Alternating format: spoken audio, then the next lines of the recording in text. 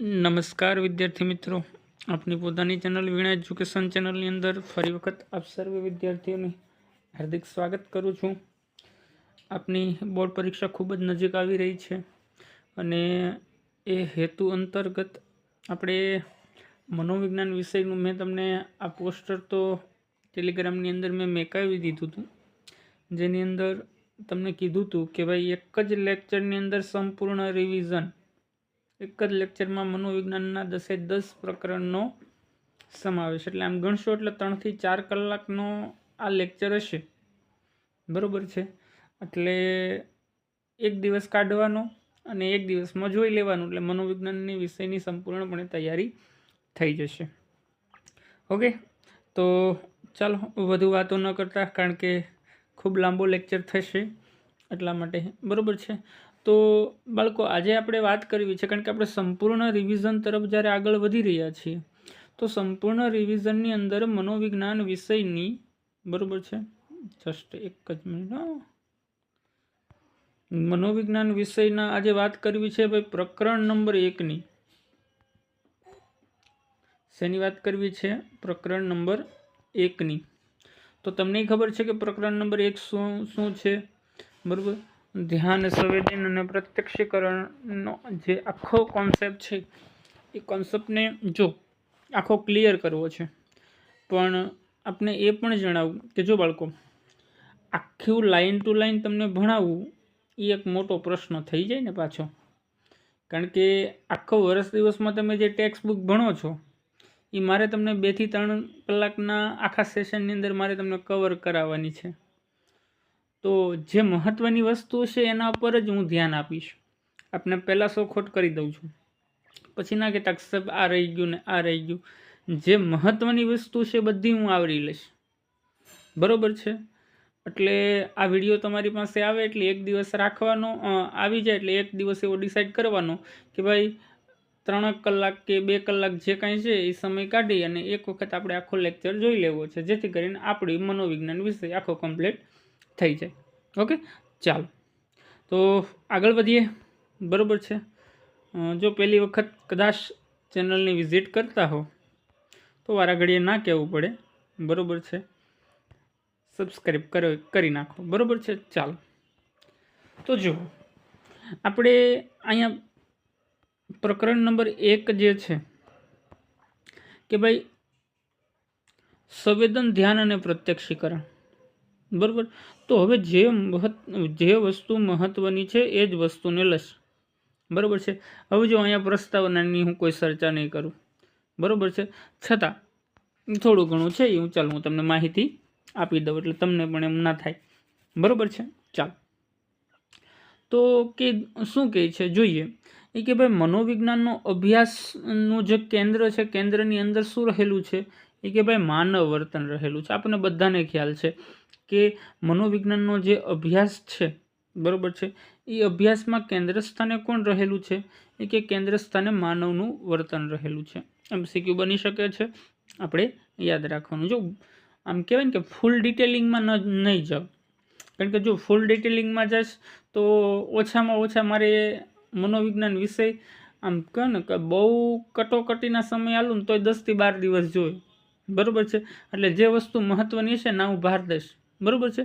ચાલો, મનોવિજ્ઞાનના અભ્યાસમાં કેન્દ્રમાં કોણ છે, એ કે માનવ છે, બરાબર છે, કોન્સેપ્ટ ક્લિયર, બરાબર। ચાલો આગળ વધીએ કે માનવી પોતાની આસપાસના જગતની જાણકારી જ્ઞાન ઇન્દ્રિયો દ્વારા લઈ પ્રાપ્ત થાય છે। બીજો પ્રશ્ન, બરાબર છે।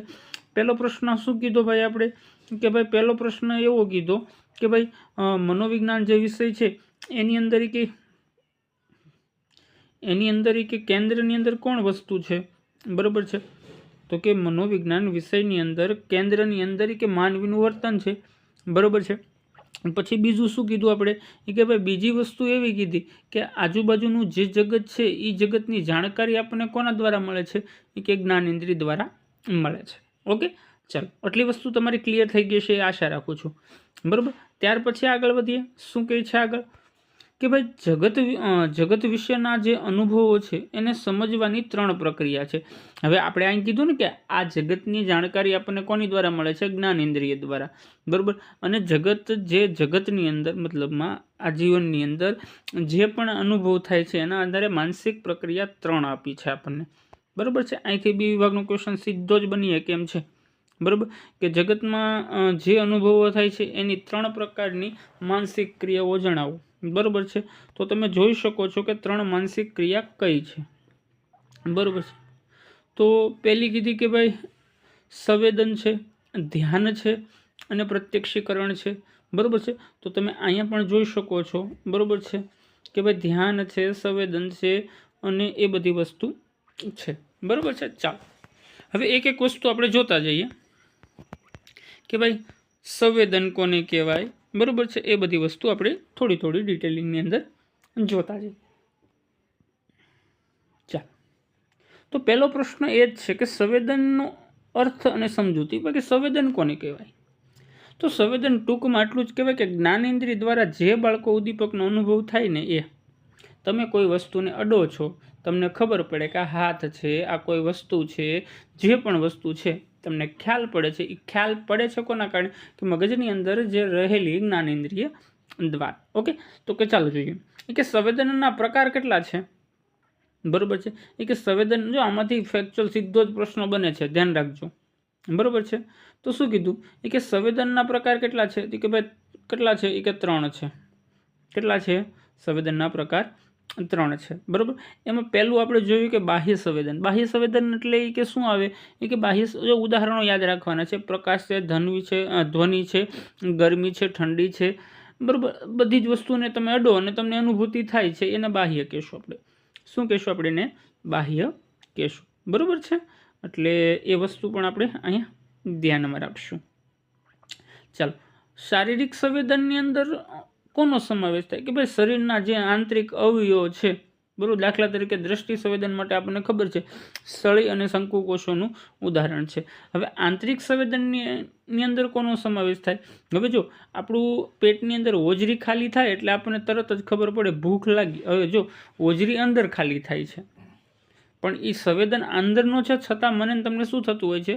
અનુભવ થાય. એવી જ રીતે ગળાની અંદર જ્યારે શ્વાસ પડે એટલે આપણને ખબર પડે કે હવે તરસ લાગી છે, બરાબર છે. તો આ વસ્તુ પણ આપણા માટે અગત્યની હતી. ચાલો આગળ જોઈએ. ચાલો, એ કે સંવેદનના પ્રકાર કેટલા, બરાબર. સંવેદનના પ્રકાર કેટલા? તો બીજો પ્રશ્ન યાદ રાખવાનો કે સંવેદનના ટોટલી 5 પ્રકારો છે. કેટલા પ્રકારો છે? 5 પ્રકારો છે. એટલે એ પણ વસ્તુ આપણે ભૂલવાની નથી. એક છે દ્રષ્ટિ સંવેદન છે, એક છે શ્રવણ સંવેદન છે, એક છે ગંધ સંવેદન છે, એક છે સ્વાદ સંવેદન છે અને એક છે સ્પર્શ અથવા તો ત્વચા સંવેદન કહીએ. ચાલો હવે આનો ડિટેલિંગમાં અભ્યાસ કરીએ. પણ આટલી વસ્તુ યાદ રાખવાની, સંવેદન કેટલા પ્રકારના છે? મુખ્ય 5 છે, બરાબર. કોના દ્વારા અનુભવ થાય છે? કે જ્ઞાન ઇન્દ્રિય દ્વારા અનુભૂતિ થાય છે. ઓકે, ચાલો, જો આ રિવિઝન છે, હવે જે કહી દઉં તમને. હા, એટલે એમ ના કહેતા કે સાહેબે ભગાવે છે. હવે ચાલો આગળ વધીએ. શું કહે છે? કે ચાલો ભાઈ, દ્રષ્ટિ સંવેદન 2 માર્કની અંદર પૂછાય છે, ધ્યાન રાખજો. દ્રષ્ટિ સંવેદન સી વિભાગમાં. દ્રષ્ટિ સંવેદન એટલે શું? એ કે ભાઈ જો તમામ સંવેદનોમાં સૌથી મહત્વનું કોઈ સંવેદન હોય તો એ છે દ્રષ્ટિ સંવેદન. આ વસ્તુ મોસ્ટ આઈએમપી છે આપણા માટે, કારણ કે સૌથી અગત્યની વસ્તુ માનવ જીવનમાં હોય ને તો એ છે દ્રષ્ટિ. કાને આવશે, બધી વસ્તુ આવશે, આગળ જોતા જઈએ, બરાબર છે. તો એવી જ રીતે જો આંખની જે રચના છે એના ભાગની વાત કરીએ તો આંખ જે છે એ આંખની જે રચના છે એ રચનાની આપણે વાત કરીએ તો, બરાબર છે, તો કે જ્યારે એની વાત કરીએ ને તો એની અંદર પહેલાં આપણને અક્ષિત પટલ છે, બરાબર. એ કે અક્ષિત પટલ કોને કહેવાય? એ કે આંખનો જે સફેદ ભાગ દેખાય ને, આંખમાં જે સફેદ ભાગ દેખાય ને એ અપારદર્શક છે. અપારદર્શક એટલે શું બાળકો? કે આર પાર ન જોઈ શકાય. હવે જો પાણી છે ને એ પારદર્શક કહેવાય, કાચ છે ને એ અમુક કાચ પારદર્શક હોય ને અમુક કાચ ન પારદર્શક હોય. હવે ઓબ્વિયસલી એવું છે કે ભાઈ બધા જ કાચ પારદર્શક હોય, પણ એ કાચના એક બાજુમાં તમે કોઈ રંગ લગાડી દો અથવા કોઈ એવો પદાર્થ લગાડી દો તો એ પારદર્શક રહેતો હોતો નથી, બરાબર છે. એટલે અહીંયા આંખની અંદર જે આપણને સફેદ ભાગ બતાય છે એ કેવો છે પહેલું તો યાદ રાખવાનું, અપાર ભાગ છે. કેવો છે? અપારદર્શક. અને આ જે સફેદ ભાગ છે ને, સફેદ ભાગ એનું કાર્ય શું છે? તો કે ભાઈ એક જ વસ્તુ શેનું છે? રક્ષણ કરવાનું. શેનું કાર્ય છે? રક્ષણ કરવાનું. એટલે એ પણ વસ્તુ આપણે બિલકુલ મિસ કરવાની નથી. ત્યાર પછી છે દગપટલ. શું છે? દગપટલ. દગપટલ ક્યાં છે? એ કે આંખની અંદર જે તમને કાળો ભાગ દેખાય ને, કાળો ભાગ, બરાબર, અહીં તમે ચિત્રમાં જોઈ શકો છો. હવે એ પારદર્શક છે. જુઓ, એ તમે નિરખીને જોશો ને તો એની અંદરની રચના પણ તમને બતાવશે. એટલે એને કેવો કહેવાય? પારદર્શક ભાગ કહેવાય. ખાસ કરીને કોઈ પણ પ્રકાશ હોય ને, એ પ્રકાશ ત્યાંથી જ પ્રવેશે છે. ક્યાંથી પ્રવેશે છે? ત્યાંથી જ પ્રવેશે છે. બરાબર છે. આગળ વધીએ. કૃષ્ણમંડળના સ્નાયુઓ, મતલબ આ જે આંખ છે ને, માનો કે આ આંખ છે અને આવા જે લીટા બતાવે ને તમને, બરાબર છે, એને કૃષ્ણમંડળના સ્નાયુઓ કહેવાય છે. જેનો રંગ આંખનો રંગ નક્કી કરે છે. મતલબ આંખનો રંગ નક્કી કોણ કરે છે? એ વસ્તુ અહીંયા બતાવી છે. બરાબર છે. ચાલો ક્વિકલી જોઈ લેવી એક વખત. બરાબર છે કે ભાઈ દ્રષ્ટિ સંવેદન માટે સૌથી અગત્યની વસ્તુ એ કે આંખ. બરાબર છે. આંખની વાત કરીએ તો એમાં અક્ષિત પટલ છે, દગપટલ છે અને કૃષ્ણમંડળના સ્નાયુઓ છે. હવે જો અક્ષિત પટલ છે ને એ આંખનો સફેદ ભાગ છે, અપારદર્શક ભાગ છે અને રક્ષણ કરે છે. દગપટલ છે એ આંખનો કાળો ભાગ છે અને પારદર્શક છે, જે પ્રકાશ પ્રવેશમાં અગત્યનું કામ કરે છે. કૃષ્ણમંડળના સ્નાયુઓ છે એ શું કરે છે? કે આંખનો રંગ નક્કી કરે છે. બરાબર છે. ચાલો હવે આ જે કીકી છે, કીકીનું જે છિદ્ર છે, છિદ્ર કેટલું હોય છે? એ 1/8 ઇંચ જેવું છે. બરાબર છે. ચાલો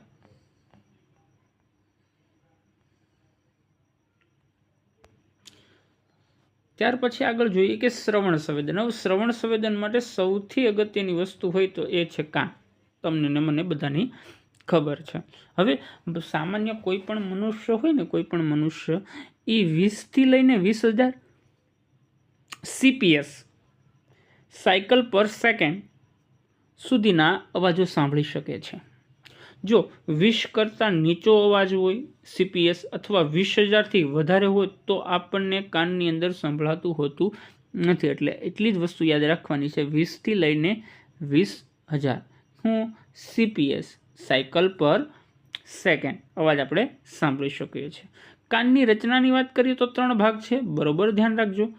કાનની જે રચના છે એના કેટલા ભાગ છે? 3. બરોબર છે. એમાં બાહ્યકરણ આવે, મધ્યકરણ આવે અને આંતરકરણ આવે છે. બરોબર. જોઈએ કોની અંદર કઈ વસ્તુનો સમાવેશ થાય છે.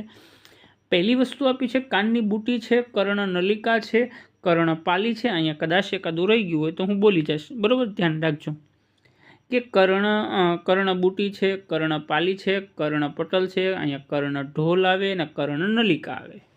બરોબર છે, યાદ રાખજો. બરોબર છે. ત્યાર પછી મધ્યકરણની અંદર શું આવશે? એ કે ભાઈ હથોડી આવશે, એરળ આવશે, પેગડું આવશે અને ઓલા 3 હાડકા અને યુરોકેટેન જે નલિકાઓ છે એનો સમાવેશ થશે. બરાબર. આંતરિકકરણની અંદર શું આવશે? બરાબર કે મધ્ય ભાગ આવશે, શંખાકૃત અથવા તો શંખવર્ણો પણ આપણે કહીએ છીએ, અને અર્ધવર્તુકાર જે કર્ણવલ્યો હોય છે તે વસ્તુ. એટલે ઇન શોર્ટ જે આ ભાગ છે ને, આ ભાગ આપણો બહુ જ મહત્વપૂર્ણ છે, જેની અંદર બાહ્યકરણ યાદ રાખવાનું છે, મધ્યકરણ યાદ રાખવાનું છે ને અંતરકરણ યાદ રાખવાનું. કર્ણપાલી, કર્ણનલિકા, કર્ણઢોલ અને કર્ણપટ. બરોબર છે. એટલી વસ્તુ આપણે મગજની અંદર રાખવાની છે. ચાલો આગળ વધીએ.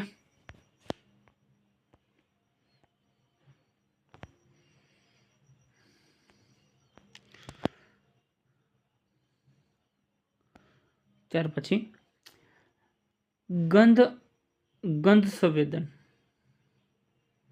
અને સ્વાદ સંવેદન બે ભેગું છે, પણ હું અલગ કરી દઈશ. પેલું ગંધ સંવેદન જોઈએ આપણે. ગંધ સંવેદન માટે સૌથી જરૂરી શું છે ભાઈ? કોના દ્વારા અનુભૂતિ થાય છે? નાક દ્વારા. કઈ રીતે? એ કે નાકની અંદર ધ્રાણ તંતુઓ હોય અને જ્યારે એ ઉત્તેજાય ને ત્યારે આની અનુભૂતિ થાય. કોની? ગંધ સંવેદનની. આ વસ્તુ યાદ રાખજો. બરોબર છે. હેનિંગ નામનો મનોવૈજ્ઞાનિક છે, એને 6 પ્રકારની ગંધના પ્રકાર આપ્યા છે. હવે યાદ રાખવાની કઈ કઈ? એ કે બળતી વસ્તુ, સડેલી વસ્તુ, ઈથળ, મસાલા, રાઈ અને સુગંધ અને દુર્ગંધ. બરોબર છે. આટલી વસ્તુ યાદ રાખવાની છે. બરોબર. ચાલો ત્યાર પછી હવે જોઈએ તો એ કે સ્વાદ સંવેદન. જીભ પર આપણને ખબર છે સ્વાદ કણો અથવા સ્વાદ કણ આવેલા છે જેના દ્વારા આપણને સ્વાદની અનુભૂતિ થાય છે. જીભના ટેરવે મીઠો, બરોબર છે, મતલબમાં મીઠો, તુરો, ખાટો આપણે જોઈ લેવી એક વખત, બરોબર ને, ક્યાંક આકૃતિ હમણાં આવશે, ક્યાં ગઈ, થોડુંક ડિટેલિંગમાં જોઈ લેવી. આકૃતિ નથી લીધી કે શું મેં? ચાલો આકૃતિ નથી લીધી, પણ તમે ખબર જ છે કયા સ્વાદ. ચાલો હું તમને કહી દઉં. આવી રીતે આખી એક જીભની આકૃતિ છે. અહીંયા એક સ્વાદ આવ્યો છે, અહીંયા સ્વાદ આવ્યો છે, અહીંયા સ્વાદ આવ્યો છે અને અહીંયા સ્વાદ આવ્યો છે, બરોબર છે. અહીંથી શરૂ થાય છે, બરોબર છે. તો જે આ ટેરવું છે ના મીઠો છે અને કિનારાના જે આ ખૂણો છે ને, આ ખૂણો, બરોબર છે, ત્યાં ખારો છે, ખાટો છે, એની પાછળ ખાસ કરીને કડવો છે. આવી રીતે આપણને સ્વાદના અનુભૂતિ થતી હોય છે. ચાલો આપણો એક કોન્સેપ્ટ અહીંયા ક્લિયર થયો, બરોબર, કે ભાઈ સંવેદન આપણે અહીંયા કમ્પ્લીટ કરીએ. આગળ વધીએ.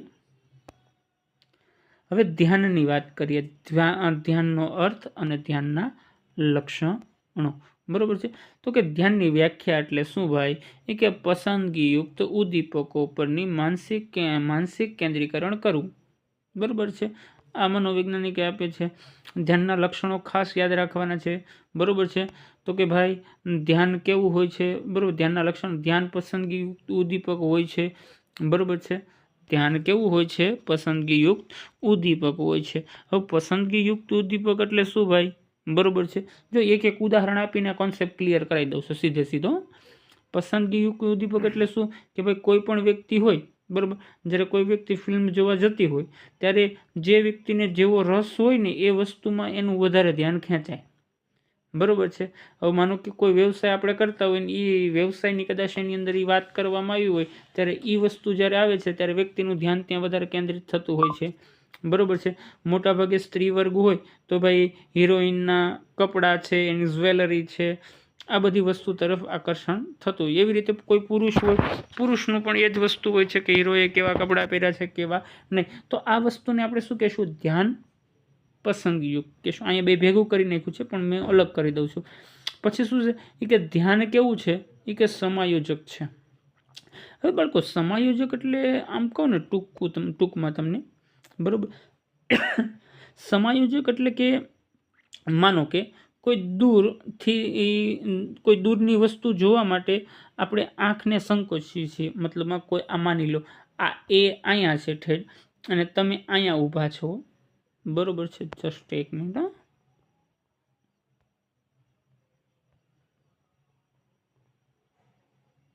મિનિટ, અહીંયા મતલબમાં તમે ઊભા છો, બરોબર છે, અહીંયા તમે ઊભા છો. હવે અહીં આ વસ્તુ તમારે જોવી છે તો તમારી આંખ જે સામાન્ય અવસ્થા માનો કે અવળી છે ને, તો તમારે એને સંકોચી કરીને અવળી કરવી પડશે, બરોબર. શું કરવું પડશે? સંકોચન તમારે કરવું પડશે, ઝીણી કરવી પડશે આપણી ભાષામાં. અથવા તો શું કરીએ કે ભાઈ જો આપણે ખબર છે કોઈ આપણે ગઢિયા માણસને જોઈએ એટલે કોઈ માનો કે ઉનાળાની સિઝન હોય ને તડકો બહુ લાગતો હોય ને દૂરથી કોઈ વસ્તુ આવતી હોય તો ન દેખાતી હોય તો શું કરે છે? પોતાની બે આંખ હોય ને એના ઉપર હાથ રાખી અને મતલબ આમ કહેવાય ને કે સાયો આપવાનું કામ કરતા હોય છે. એ એક સમાયોજન છે. શું છે બાળકો? એ સમાયોજન છે. ચાલો ત્યાર પછી ધ્યાન કેવું છે? શોધાત્મક છે. ધ્યાન કેવું છે? શોધાત્મક વસ્તુ છે.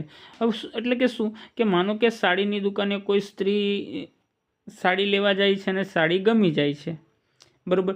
હવે સાડી જ્યારે ગમી ગઈ છે, હું વાત કરી રહ્યો છું, ધ્યાન કેવું છે? શોધનાત્મક છે. હવે જ્યારે સાડી ગમી ગઈ છે, સાડી લેવા આવશે એટલે શું કરશે? આખી સાડી ખોલશે, સાડીને એકથી ઠેઠ એન્ડ સુધી જોશે, એની ડિઝાઇન જોશે, બરોબર, સંપૂર્ણ એની અંદરની બધી જ વાતો જોશે, બરોબર.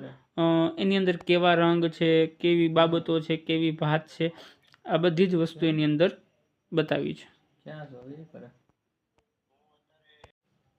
તો એ એક વસ્તુ એ પણ છે. એને મતલબ એ સાડીને જોવે, આખી ડિઝાઇન જોવે, એની ભાત જોવે, બરાબર. એ બધી વસ્તુને કેવી કહેશું આપણે? શોધાત્મક કહેશું. હવે ધ્યાન કેવું હોય છે ભાઈ? ભવિષ્યલક્ષી હોય છે. હવે ધ્યાન ભવિષ્યલક્ષી એટલે શું કે માનો કે કોઈ વ્યક્તિ છે, જ્યારે કોઈ પણ વ્યક્તિ કોઈ મકાન ખરીદે છે તો એ વ્યક્તિ વિચારે છે કે ભવિષ્યની અંદરથી અહીંથી કોઈ રોડ રસ્તા નીકળશે, પાણીની સુવિધા કેવી હશે, શિક્ષણની સુવિધા કેવી હશે, મતલબમાં ઇન શોર્ટ બધો જ વિચાર કરે છે અને પછી ખરીદી કરે છે. તો એ વસ્તુને કેવી કહેશું આપણે? ભવિષ્યલક્ષી કહેશું. ત્યાર પછી ધ્યાન કેવું હોય છે? પ્રેરણાત્મક હોય છે. કેવું હોય છે? પ્રેરણાત્મક હોય છે. હવે માનો કે તમે કોઈ પણ પ્રકારનું સમાચાર પત્ર એટલે કે વર્તમાનપત્ર તમે વાંચો છો, એની અંદર તમને કોઈ માહિતી, કોઈ અખબારની અંદરથી કોઈ માહિતી વાંચતા તમને સારી શીખ મળી છે, પ્રેરણા મળી છે, અને પણ એ પ્રેરણાને લઈ અને તમે બીજાને વાત કરો છો. હવે એક મસ્તીનું ઉદાહરણ આપું ચાલો, કે ભાઈ જ્યારે કોઈ પણ વસ્તુ તમે પ્રેરણા ક્યાંથી મળે? હવે માનો કે કોઈ કુંવારા લોકો હોય, કેવા લોકો હોય? કુંવારા, બરાબર, આપણે કાઠિયાવાડમાં કહીએ એમ વાંઢા, બરાબર છે. હવે જ્યારે એ ન્યૂઝપેપર વાંચતા હોય ને ત્યારે કોઈ એવી અભિનેત્રી નો ફોટો એની અંદર આવી ગયો એટલે તરત જ એમાંથી એને પ્રેરણા મળતી હોય છે. સમજી જાવ હું શું કહેવા માગું છું. ઓકે, ચાલો ત્યાર પછી આગળ વધી કે ભાઈ ધ્યાનની અંદર સીમા પ્રદેશ અને કેન્દ્ર પ્રદેશ બે એવી વસ્તુ હોય છે, બરાબર. કે સીમા પ્રદેશ અને કેન્દ્રીય પ્રદેશ કોને કહેવાય? તમને બધાને ખબર છે, બરાબર છે. ત્યાર પછી ધ્યાન કેવું છે? સંચળ છે, ક્યાંય ટકી શકતું હોતું નથી, બરાબર. ચાલો આગળ જોઈએ. ધ્યાનના નિર્ધારકો કહો, ધ્યાનના ઘટક કહો, બધી વસ્તુ એક છે, બરાબર. તો કે ધ્યાનના ઘટકોની વાત કરી એમાં વસ્તુલક્ષી આવે. જો આ સી વિભાગની ડી વિભાગમાં 110% એક પ્રશ્ન હશે, બરાબર છે. ડિટેલમાં નહીં સમજાવું, કોન્સેપ્ટ ખાલી ક્લિયર કરાવું છું, બરાબર છે. ધ્યાન રાખજો અહીંયા શું કહું છું કે ભાઈ ધ્યાનના નિર્ધારકો બે છે, એક વસ્તુલક્ષી છે અને એક વ્યક્તિલક્ષી છે. ક્યારેક ઈ વિભાગમાં મજા આવી જાય પૂછી લે બે ભેગો કરી, બરાબર. હવે બાહ્ય નિર્ધારકોની અંદર શું આવે કે ઉદ્દીપકની તીવ્રતા, કદ. સામાન્ય રીતે બસ ઊભી હોય, એ તમારું ધ્યાન ખેંચશે કે તમે ઊભા છો ને 120ની સ્પીડે કોઈ વાહન નીકળ્યું, એ ધ્યાન તમારું ખેંચશે. હવે વિષમતા એટલે શું? બરોબર, જે વસ્તુ છે એનાથી કંઈક અલગ કરવાનું છે. અહીંયા કેમ ગતિશીલતાની વાત કરી, બરોબર છે. હવે શાંતિથી કોઈ રૂમની અંદર બેઠા હોય, કાયમ પંખો જ્યારે ધીરો ફરતો હોય અને અચાનકથી પંખો જ્યારે જોરથી ફરવા લાગે, બરોબર છે, ત્યારે એની અંદર ગતિશીલતા બનતી હોય છે. નવીનતાની જ્યારે વાત કરવામાં આવે, બરોબર છે, કે ભાઈ આપણે મનોવિજ્ઞાનની અંદર ઉદાહરણ છે ને કે દરરોજ આપણા સાહેબ છે સરસ મજાના પેન્ટ શર્ટમાં ઇન્સર્ટ મારીને આવતા હોય ને અચાનક કોઈ દિવસ ધોતી પહેરીને આવે અથવા જભો પહેરીને આવે એટલે આપણું ધ્યાન ત્યાં કેન્દ્રિત થતું હોય છે. હવે પરિવર્તન છે, બરોબર છે. શું છે? પરિવર્તન છે, બરોબર. જે વસ્તુ હોય એના કરતાં કંઈક અલગ કરવાનું, બરોબર. સામાન્ય રીતે આપણને ખબર છે ભાઈ ચાલો કે સ્કૂલ બસનો રંગ હંમેશા કેવો હોય છે? પીળો હોય છે. હવે એની અંદર બધી બસો જુઓ, બીજી રૂટિનમાં પરિવહન કરતી બસો હોય એનો કલર કોઈ દિવસ પીળો ન હોય, પણ જ્યારે પીળો રંગ આપણી સામે આવે એટલે આપણને તરત ખબર પડી જાય કે આ સ્કૂલ વાહન છે, બરોબર છે. ત્યાર પછી વ્યક્તિલક્ષી જે આંતરિક ઘટકો છે એની વાત કરી, જેની અંદર રસ છે, અભિરુચિ છે, ધ્યાનની જનની છે, જેની અંદર આપણી જરૂરિયાત છે, ટેવ છે, શિક્ષણ છે, મનોવૈજ્ઞાનિક સ્થિતિ છે, આ બધી વસ્તુ એની અંદર જોવા મળતી હોય છે, બરોબર છે. ચાલો આગળ જોઈએ. હવે આપણો જે પાઠનો એમ કહી શકાય ને કે અંતિમ તબક્કો છે કે પ્રત્યક્ષીકરણ છે. શું છે? પ્રત્યક્ષીકરણ છે, બરોબર. હવે પહેલો તો વસ્તુ આપણે જુઓ કે સંવેદનનું અર્થપૂર્ણ સંગઠન, એનું અર્થઘટન કરવું એને પ્રત્યક્ષીકરણ કહેવાય. હવે જો ફરી વખત કહું છું કે જે સંવેદન હોય એ સંવેદનને પહેલાં અર્થપૂર્વક ભેગા કરવાના, ભેગા કરીને એનું અર્થઘટન કરવાનું. અર્થઘટન કરો ને એ આખું અર્થઘટનને શું કહેવાય છે? પ્રત્યક્ષીકરણ કહેવાય છે. પ્રત્યક્ષીકરણમાં સંગઠનનો નિયમ છે ભાઈ વર્ધીમાન, કોહલર અને કોપકા નામના સમાજશાસ્ત્ર મનોવૈજ્ઞાનિકે આપ્યો છે. આ વસ્તુ આપણે જોઈ ગયા છીએ. 5 માર્કનો પ્રશ્ન બહુ જ અગત્યનો છે એટલે ધ્યાન રાખજો. જો હવે પ્રત્યક્ષીકરણમાં સંગઠનનો નિયમ છે ને એની અંદર પહેલી છે સમાનતા, બરોબર. એટલે કે ભાઈ સામાન્ય રીતે ઉદ્દીપકો જૂથમાં બનેલા હોય, બરોબર છે. કે જો તમને પહેલું ઉદાહરણ આપ્યું છે ને કે ભાઈ આવી રીતે, તો જો આ બંને તમે જુઓ ને એટલે તમને એમ જ લાગે કે આ જૂથમાં છે, બરોબર. સમીપતા છે એટલે કે નજીક નજીક ગોઠવાયેલી વસ્તુ અથવા તેના આકારની વાત છે, બરોબર છે. પછી સમાવિષ્ટતા કે ભાઈ એકની અંદર બીજાનો સમાવેશ થઈ જતો, ખૂટતી આકૃતિ હોય, એ બધી વસ્તુ તમે જોઈ ગયા છો.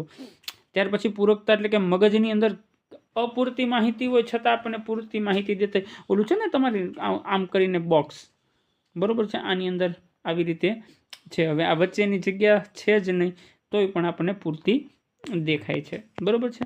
હમણાં જો આવ્યું ઉદાહરણ હું તમને કહું, આ જે છે ને ઉદાહરણ, આને આપણે સમીપતા કહેશું. આને શું કહેશું આપણે? સમીપતા કહેશું, બરાબર છે. ચાલો, ત્યાર પછી 3 માર્કની અંદર ઊંડાઈ અને અંતરના પ્રત્યક્ષીકરણની વાત પૂછાય છે.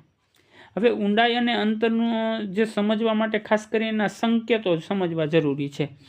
હવે સંકેતો જ્યારે આપણે જોઈએ તો ભાઈ એક નેત્રીય આવે, સોરી અનેક નેત્રીય આવે, એક નેત્રીય આવે અને દ્વિનેત્રીય આવે છે, બરાબર છે. હવે પહેલો પ્રશ્ન એ જ છે કે ભાઈ અનેક નેત્રીય એટલે શું?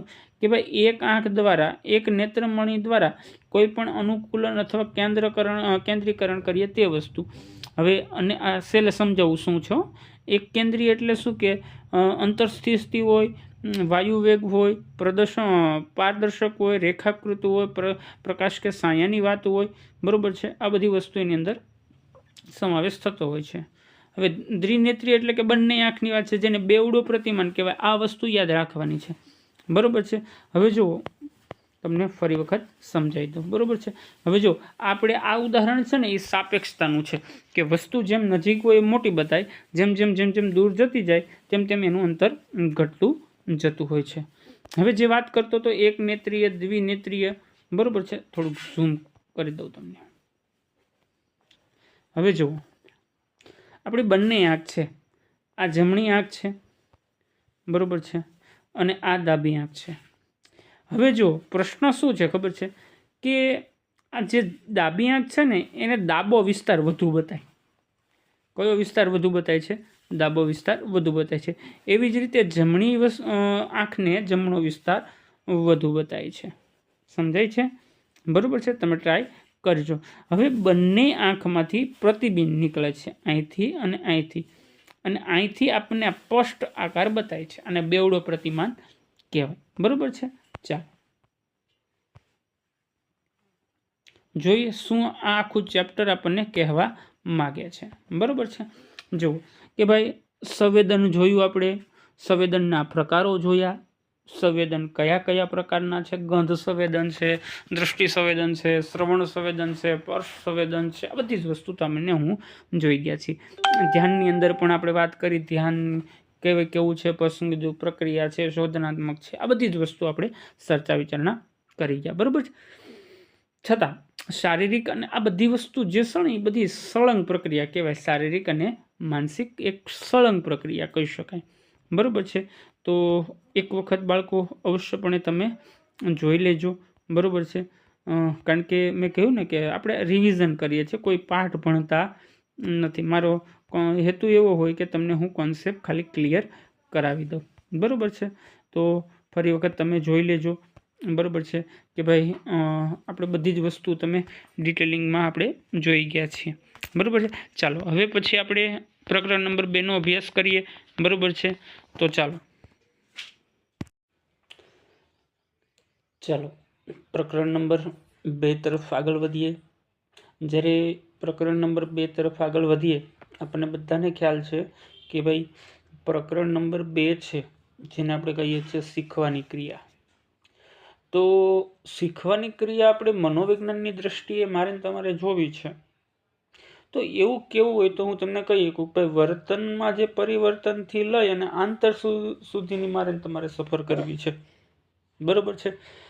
તો ચાલો, તો પહેલો જ પ્રશ્ન એ થાય આપણો કે સાહેબ શિક્ષણ એટલે શું? પહેલાં તો એ સમજાવો.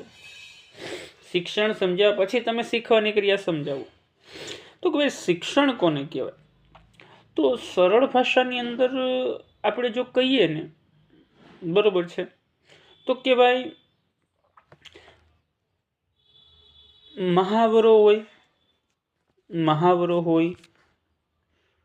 પ્રયત્ન હોય, બરાબર, મહાવરો હોય કે પ્રયત્ન હોય, બરાબર છે. મતલબમાં આ આપણે એ કહી શકાય કે મહાવરો હોય, પ્રયત્ન હોય કે ભૂલ હોય, આની દ્વારા જે આપણે શીખીએ છીએ, બરાબર, અને એની અંદર જે પરિવર્તન આવે છે એને આપણે શિક્ષણ કહી શકાય. ફરી વખત આપણે એક વખત જોઈ લેવી શું કહેવા હું માગું છું બરોબર છે। હું એમ કહેવા માગું છું કે ભાઈ કોઈ પ્રયત્ન કરીએ, આપણે શું કરીએ, પ્રયત્ન કરીએ કે કોઈ મહાવરો કરીએ આપણે, બરોબર છે, અથવા તો આપણે મતલબમાં શું કરીએ, પ્રયત્ન કરીએ, મહાવરો કરીએ, અહીં ઉપર આપણે અનુભવ પણ લખી નાખીએ। ચાલો, તો 3 વસ્તુનો આધાર રાખવાનો છે આપણે, કે અનુભવ હોય, પ્રયત્ન હોય અને મહાવરો હોય, બરોબર। આના દ્વારા જે શું આવે બાળકો, ધ્યાન રાખજો, પરિણામ આવે, એ પરિણામને ના કારણે આપણું જે વર્તન ઘડાય છે એને આપણે શિક્ષણ કહેતા હોઈએ છીએ, બરોબર છે। જો શિક્ષણ કેવી પ્રક્રિયા છે બાળકો, તમને ખબર છે? શિક્ષણ એવું કેવું હોય ને તો કહી શકાય કે ભાઈ શિક્ષણ છે ને એ અવિરત પ્રક્રિયા છે। એટલે એવું કહી શકાય કે ભાઈ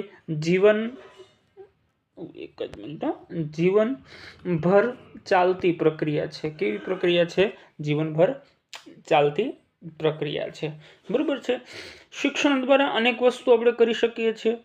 મેં કીધું ને કે જો શિક્ષણ, જસ્ટ એક મિનિટ, હા, શિક્ષણ શું છે એ કે ભાઈ શિક્ષણની જ્યારે પ્રક્રિયા સમજો ને ત્યારે એટલું જ જોવું પડે તમારે કે શિક્ષણથી થાય છે શું, એ કે આપણા વર્તનની અંદર પરિવર્તન આવે છે। આઈ હોપ આપને ખ્યાલ આવી ગયો હશે।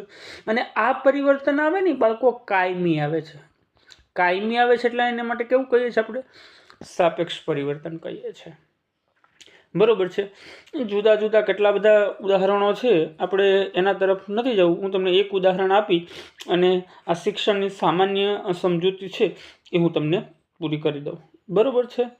તો શિક્ષણ આપણે કોને કહેશું ભાઈ? મતલબમાં શિક્ષણ, જો હું હજે કહું છું, જેના કોઈ તમે અનુભવ કરો, કોઈ પ્રયત્ન કરો, કોઈ મહાવરો કરો, પણ જો એના દ્વારા પરિવર્તન ના આવે તો એને શિક્ષણ ના કહેવાય। આ વસ્તુ ભૂલવાની નથી, બરોબર છે। ચાલો એક ઉદાહરણ જોઈએ, આપણે વધારે આઈડિયા આવશે। આપણે, મને તમને બધાને ખબર છે ભાઈ, આપણા ઘરની અંદર કોઈ બાળક હોય, બરોબર છે, તો એ બાળક શું કરતું હોય છે? અન્ય સભ્યો પર શું કરતા હોય છે? ધ્યાન રાખતા હોય છે। શું કરતા હોય છે? ધ્યાન રાખતા હોય છે કે ભાઈ ચાલો મારા પપ્પા છે એ કપડાં કેવી રીતે પહેરે છે, મારા કાકા છે એ ફોન કેવી રીતે ચલાવે છે, મમ્મી કામ કેવી રીતે કરે છે, ઇન શોર્ટ જુદા જુદા વ્યક્તિ શું શું કરે છે। હવે શું કરશે બાળક ખબર છે? આ બધા પાસેથી જે વસ્તુ શીખે છે ને, બરોબર છે, એ પોતાની રીતે કરશે। અનુકરણ દ્વારા શિક્ષણ થઈ શકે ને, બરોબર છે, કે ભાઈ બીજાને જોઈ અને આપણે કરીએ છીએ એવા શિક્ષણને આપણે કેવું કહેશું? અનુકરણ શિક્ષણ કહેશું, બરોબર છે। આપણે ખ્યાલ આવી રહ્યો હશે। તો એવું પણ કહી શકાય કે ભાઈ શિક્ષણ 3 વસ્તુ પર આધાર રાખે બાળકો। કેટલી વસ્તુ પર? બરોબર, એ પણ ધ્યાન રાખજો। શિક્ષણ કેટલી વસ્તુ પર ધ્યાન રાખે છે? ચાલો એક બાબત તો મેં તમને સમજાવી દીધી કે ભાઈ અનુભવ છે, બરોબર છે, પ્રયત્ન છે, બરોબર છે, અને મહાવરો છે, બરોબર છે। આ એક પ્રયત્ન।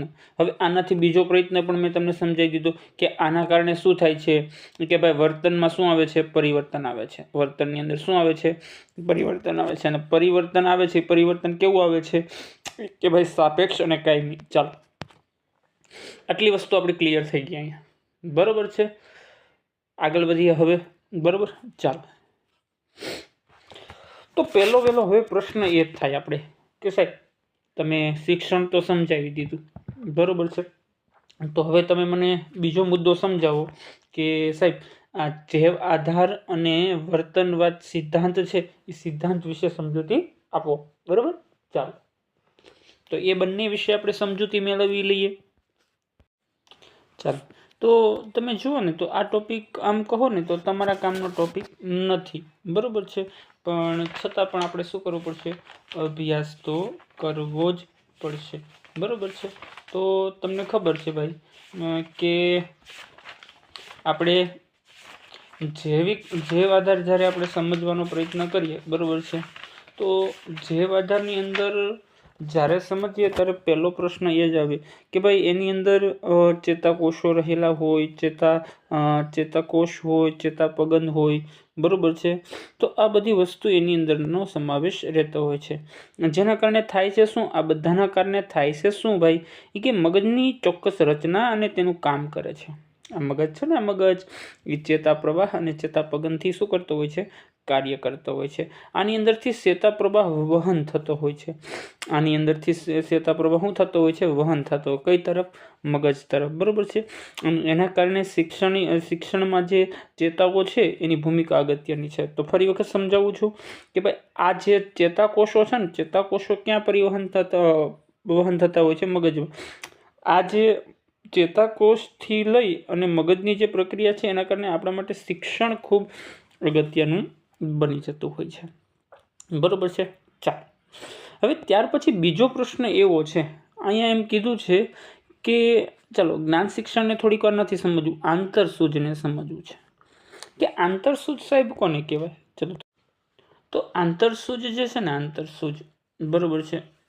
આંતરસૂઝની સામાન્ય માહિતી જોઈએ ને તો ભાઈ એમ કહી શકાય કે કોઈ સમસ્યા ઉદ્ભવી હોય એનું નિરાકરણ લાવવા માટે થાય છે, અથવા કોઈ નિર્ણય લેવો હોય તેમાં અગત્યનું થાય છે. હવે માનો કે આ ચેપ્ટરની અંદર આપણને શું આપ્યું છે? એમ કીધું છે કે ભાઈ વ્યક્તિ હોય, બરાબર છે, કે ઇનકેસ કે કોઈ પ્રાણી હોય, બરાબર છે. કોણ હોય? પ્રાણી હોય. એ જ્યારે એની સમક્ષ કોઈ સમસ્યા ઊભી કરવામાં આવે ને તો એ સમસ્યામાંથી બહાર કેવી રીતે આવે છે ને એને આપણે આંતરસૂઝ કહેવાની છે, બરાબર. તો આંતરસૂઝ ઉપર આપણને બધાને ખબર છે કે ભાઈ પહેલા પ્રયોગો કોણે કર્યા છે? એ કે કોહલરે. ધ્યાન રાખજો, કોણે કર્યા છે? કોહલરે, બરાબર છે. તો આપણે બહુ ડિટેલની અંદર જોવું છે, બરાબર. તો એની પણ આપણે સમજૂતી મેળવી લઈએ, બરાબર છે. તો ચાલો હવે એક કારણ કે સૌથી અગત્યની વસ્તુ છે આ પાઠની અંદર આપણા જે પ્રયોગો છે એ, બરાબર છે. પછી પ્રયોગો ભણાવી દો અને છેલ્લે જે થોડું બાકી રહી જાય છે, ડિટેલિંગમાં નહીં જાવ પણ મુદ્દા તમને કહી દઈશ, બરાબર છે. ચાલો, તો કે ભાઈ પહેલો વહેલો પ્રયોગ આપણે જોવો છે કયો? એ કે વર્તનવાદી. કોના ઉપર? જે કૂતરા ઉપર કર્યો હતો ને, બરાબર છે, કે કોહલર સાહેબે, બરાબર છે. તો કોહલર સાહેબે જે કૂતરા ઉપર પ્રયોગ કર્યો હતો એ પ્રયોગને આપણે સમજી લઈએ, બરાબર છે. ચાલો થોડુંક ઝૂમ કરી દો એટલે મજા આવે, આમ પ્રયોગ આપણને દેખાવો જોઈએ ને. ચાલો, અત્યારે આપણે ઉંદરને મગજમાં નથી રાખવાનો ભાઈ. હા, ઉંદરને પછી સેકન્ડ રાઉન્ડમાં જોઈએ હમણાં. ચાલો, બરાબર. ચાલો, તો કે ભાઈ કોના ઉપર? એ કે પાવલોવે જે કૂતરા ઉપર પ્રયોગ કર્યો હતો એની વાત કરી છે, બરાબર છે. તો કૂતરા ઉપર એણે પ્રયોગ કર્યો. જો પ્રયોગ આપણા, મેં કીધું ને કે આપણા માટે સૌથી અગત્યની વસ્તુ છે પ્રયોગ, બરાબર છે. હવે અહીંયા પણ એ જ વસ્તુ કીધી છે, બરાબર પાવલોવે, કે ભાઈ પ્રાણી હોય કે કોઈ વ્યક્તિ હોય એ શેની દ્વારા શીખે છે? એ કે આંતરસૂઝ દ્વારા શેની પ્રાપ્તિ કરે છે? શિક્ષણની પ્રાપ્તિ કરે છે, બરાબર છે. ચાલો જોઈએ. તો જે આ પાવલો, બરાબર છે, એ પહેલાં તો રશિયન છે અને પાછો શરીરશાસ્ત્રી છે, એટલે એ વસ્તુ પણ યાદ રાખવાની છે. કેવા છે? રશિયન છે અને પાછો શરીરશાસ્ત્રી છે, બરાબર છે, એટલે એ પણ ભૂલાવવું ના જોઈએ. એણે શું કર્યું છે કે ભાઈ કૂતરાની અંદર એક કૂતરાની જે પાચન ક્રિયા હોય ને, પાચન ક્રિયા, ડાયજેસ્ટ સિસ્ટમ કહો ને આપણી ભાષામાં, એના ઉપર અભ્યાસ કર્યો છે, બરાબર છે. એણે એ વસ્તુ બતાવી છે કે શું? એ કે ભાઈ કૂતરો હોય એની સમક્ષ જો ખોરાક રજૂ કરવામાં આવે તો કૂતરાના મોળામાંથી શું ઝરી પડે છે? લાળ ઝરી પડે છે. આ સ્વાભાવિક ઘટના છે. આખો આવો પ્રયોગ કહે છે, બરાબર. હું જોઈ લઉં, લગભગ પ્રયોગ નીચે આખો આપેલો છે, મેં જોઈ લઈ, છતાં પણ એક વખત આપણે કહું છું ને પ્રયોગ આપેલો છે બાળકો, એટલે મેં કીધું હવે મજા આવે. જો આખો પ્રયોગ બતાવે છે, બરાબર છે. જો મેં તમને ઓલા પણ લખીને કીધું. ચાલો, તો કે કોણ છે? શરીરશાસ્ત્રી છે, બરાબર છે. અને આમ કહી શકાય કે ભાઈ એણે જે પ્રયોગ આપ્યો ને, પ્રયોગને પણ કેવો કહેવાય છે? શાસ્ત્રીય અભિસંધાન કહેવાય છે. આ વસ્તુ ખાસ યાદ રાખજો, બરોબર છે. શાસ્ત્રીય અભિસંધાનનો પ્રયોગ વર્ણવો, તો એવું નહીં વિચારવા બેસવાનું કે આલે શાસ્ત્રીય અભિસંધાનનો પ્રયોગ કોણે કર્યો હતો, આવું તો મનોવિજ્ઞાનમાં ક્યાંય હતું નહીં. બરાબર, પણ યાદ રાખવાનું છે. બરાબર, પાવલોવે જે પ્રયોગ કર્યો મેં કીધું કે રશિયન શરીરશાસ્ત્રી છે. બરાબર, ઇવન પાવલોવ જેમ કહી શકાય કે એને નોબેલ પારિતોષિક વિજેતા પણ છે, એવોર્ડ મળેલો છે. બરાબર, એણે શું કર્યું જુઓ, ખાલી તમે આમ કહેવાય ને ચિત્ર જોવો ને તોય તમને આઈડિયા આવી જશે. બરાબર, એણે શું કર્યું, ટૂંકમાં હું તમને હવે વસ્તુ જ બતાવીશ, ધ્યાન રાખજો. બરાબર છે. હવે શું કર્યું, એણે એક ટેબલ લીધું.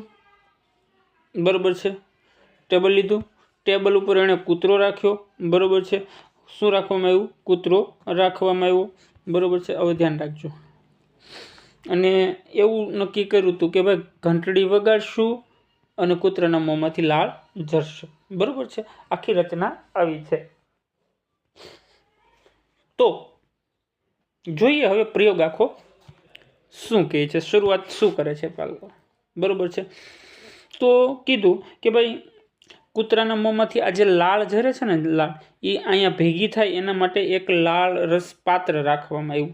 બરાબર છે, કે મોંમાંથી લાળ પડે અને સીધી પાત્રમાં એકઠી થાય. બરાબર છે, તો ખાસ કરીને આખું એણે ગોઠવેલી સિસ્ટમ હતી. બરાબર, આખી ચાલો, કારણ કે આ છે ને નળી હતી. શું હતી, નળી. બરાબર છે, ચાલો. તો શું કર્યું સૌ પ્રથમ એણે, ચાલો હવે અહીંથી શરૂ કરીએ.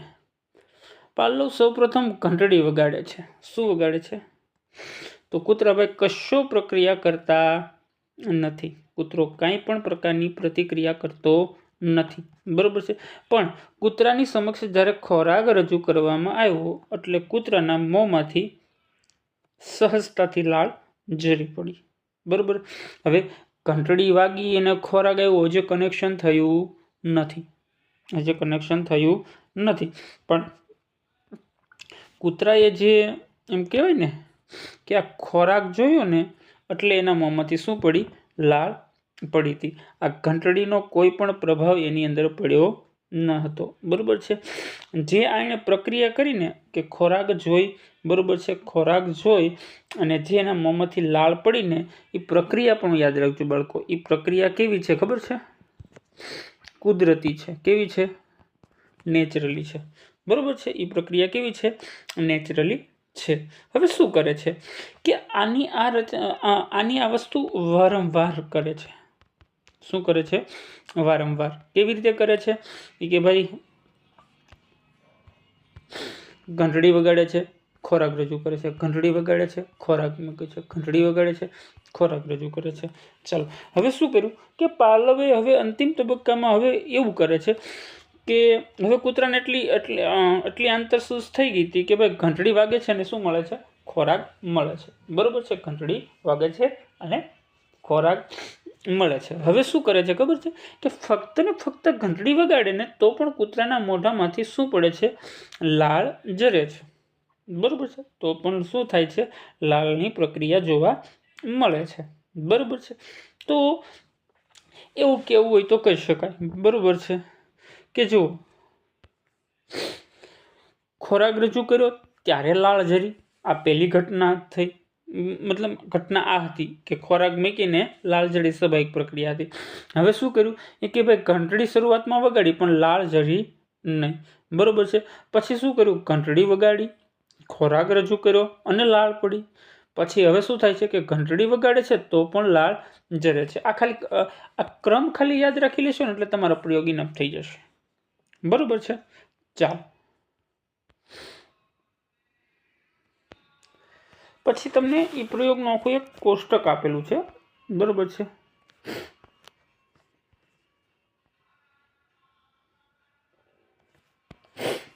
ચાલો એમ કહી શકાય. બરાબર છે, કે 3 તબક્કા થયા. આમાં કેટલા તબક્કા થયા અહીંયા, ઓહો 2 મિનિટ.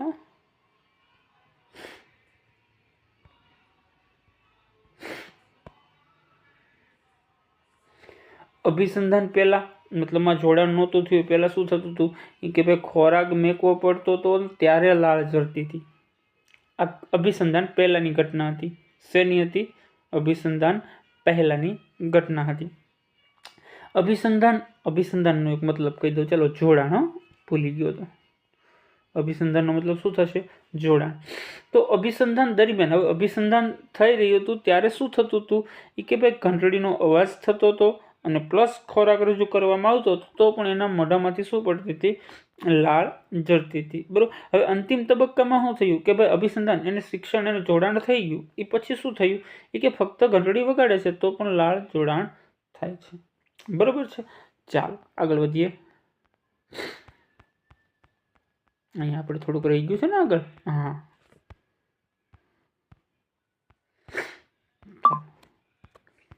જો કદાચ લાઈનમાં પીપીટી નહીં હોય, હા, એટલે એવું ન કહેતા સાહેબ આખું પ્રકરણ આડાવડું છે, આપણે તો સમજવાનું છે ખાલી. ચાલો, હવે પહેલું એ વસ્તુ જોવી છે કે ભાઈ સાહસિક વર્તન કોને કહેવાય, બરોબર, અને વિરુદ્ધ શિક્ષિત કોને કહેવાય એની વાત કરીએ. બરોબર છે. તો કે ભાઈ ચાલો પહેલો તબક્કો જોઈએ કે સાહસિક શિક્ષણ કોને કહેવાય. તો જન્મજાત જે શક્તિઓ મને તમને મળે ને, બરોબર છે, એ કોઈ ઔપચારિક શિક્ષણથી જરૂર નથી, મતલબ એને શીખવી ન પડે. હવે દાખલા તરીકે જન્મ થાય અને બાળક રડવાનું કામ કરે છે તો એ હું આપણે શીખવાડવું પડે કે બેટા તારે આમ રડવાનું છે, આમ રડવાનું છે? નહીં. એ વસ્તુ કેવી છે? ઔપચારિક શિક્ષણ કહેવાય. કેવું કહેવાય? ઔપચારિક શિક્ષણ કહેવાય. બરોબર છે. હવે દાખલા તરીકે કોઈ કીડી હોય, કીડીને પોતાનો કણને ખેંચી અને પોતાના હોલની અંદર લઈ જવું, તો એને કોઈ એવું શિક્ષણ ન આપ્યું ચાલો ટ્રેનિંગ આપું છું 1 2 3 1 2 3, એવું હોતું નથી. બરોબર છે. વાછરડાને પણ જોવા જઈએ તો જન્મતાની સાથે માતાના આંચળને હોય એનાથી સ્તનપાન કરે છે, તો એ કોણ શીખવાડવું? કોઈ નથી. આ ઔપચારિક વસ્તુઓ બધી છે. કઈ વસ્તુ છે? ઔપચારિક વસ્તુ છે. હવે ત્યાર પછી કેવી છે? શિક્ષિત વર્તન. તો શિક્ષિત વર્તન શું કે ભાઈ અન્ય અનુકરણ કહીએ ને આપણે, કે અન્યને જોઈને મહાવરા દ્વારા આપણા વર્તનમાં ફેરફાર આવે છે. હવે દાખલા તરીકે બાળક સાયકલ શીખી જાય, એ વસ્તુ અહીંયા જોવા મળે છે. બરોબર છે. ચાલો, તો બીજો પ્રશ્ન આ તો જોઈ ગયા છીએ. બરોબર છે ભાઈ. સિટી મોર્ગને જે આપેલી વ્યાખ્યા છે 3 માર્કમાં ઘણી વખત પૂછાઈ જાય છે. બરોબર, ધ્યાન રાખજો. શિક્ષણ એટલે શું આપણે આગળ જોઈ ગયા છીએ. અનુભવ અને પ્રયત્ન કે મહાવરાથી જે વર્તનનું જે સાપેક્ષમાં પરિવર્તન આવે એ સિટીભાઈ મોર્ગને કીધું છે. એણે મહાવરાની વાત કરી છે, વર્તનમાં પરિવર્તનની વાત કરી છે, સાપેક્ષ પરિવર્તનની વાત કરી છે. હવે જોઈ લેવી એ કે અનુભવ અને મહાવરાની કેવું પરિવર્તન આવે. હવે જો પરિવર્તન છે ને એ અનિવાર્ય છે ભાઈ. કેવું હોય છે? અનિવાર્ય છે. આમ કહી શકાય ને કે પરિવર્તન એ સંસારનો નિયમ છે ભાઈ. તો શું હોય? હવે તમે દાખલા તરીકે તમે થાક હોય કે દવાના કારણથી થતા ફેરફારોને શિક્ષણ ન કહેવાય. હા, એક વસ્તુ એ કહી દઉં તમને. હવે માનો કોઈ થાક લાગે, બરોબર છે, અને તમે એમ કહો કે બસ હવે મેં શીખી લીધું, એ વસ્તુ નહીં. કારણ કે થાકને અને શિક્ષણને નહીં, કોઈ દવાના કારણે થાય એ વસ્તુ નહીં. હવે અહીં બીજું વસ્તુ આપી છે કે વર્તનમાં બાહ્ય રીતે બદલાઈ શકે ને તેની વાત છે અહીંયા, અને લાંબા સમય સુધી એ ટકી રહેવું જોઈએ. બરોબર છે. એટલે એ પણ વસ્તુ ભૂલવાની નથી. હાલો ચાલો, મોટાભાગે આપણે બધા, હું હો ચાહે તમે હો, બધાએ આપણે મોટાભાગનું શિક્ષણ શેના દ્વારા શીખેલું છે? અનુકરણ દ્વારા શીખેલું છે. અહીંયા જુઓ તમે, અહીંયા તમે જુઓ ને તો તમને ખબર પડે. આ કોઈ કાચ નથી, આ બાળકી છે. એ બાળકી શું કરે છે? અહીંયા જે એની સામે વ્યક્તિ જે વસ્તુ કરે છે ને એ વસ્તુને જોવે છે. બરાબર છે. તો શું કરે છે કે માનવ બાળ હોય ને એ પોતાની આસપાસના સામાજિક પર્યાવરણનું અવલોકન કરીને અનુકરણ કરતું હોય. આજુબાજુમાં લોકો શું કરી રહ્યા છે એ વસ્તુને ધ્યાનથી જોતું હોય છે. બરાબર છે. બાળકની માતા જેમ લિપસ્ટિક લગાવતી હોય કે ફોનમાં વાત કરતી હોય એ બાળક જોવે ત્યારે એ કરે.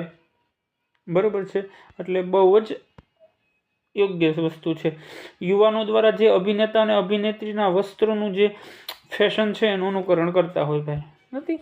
કોઈ સારું મૂવી આવ્યું હોય એની અંદર સારા કપડાં પહેરો તો માર્કેટની અંદર કપડાં લોન્ચ થઈ જાય પાછા, બરાબર છે, અથવા તો સ્પેશિયલ બનાવડાવે. ચાલો પ્રયોગ જોઈ ગયા છે. હા, આ બધી પીપીટી મેકી દેશે હવે તમને, એટલે તમારે કદાચ છેલ્લી ઘડીનું રિવિઝન કરવું હોય ને તો તમે કરી શકો છો, બરાબર છે. હવે શાસ્ત્રીય અભિસંધાનની અંદર થોડીક વસ્તુ મારે તમારે સમજવી છે કે ભાઈ વિલોપન એટલે શું, બરાબર છે.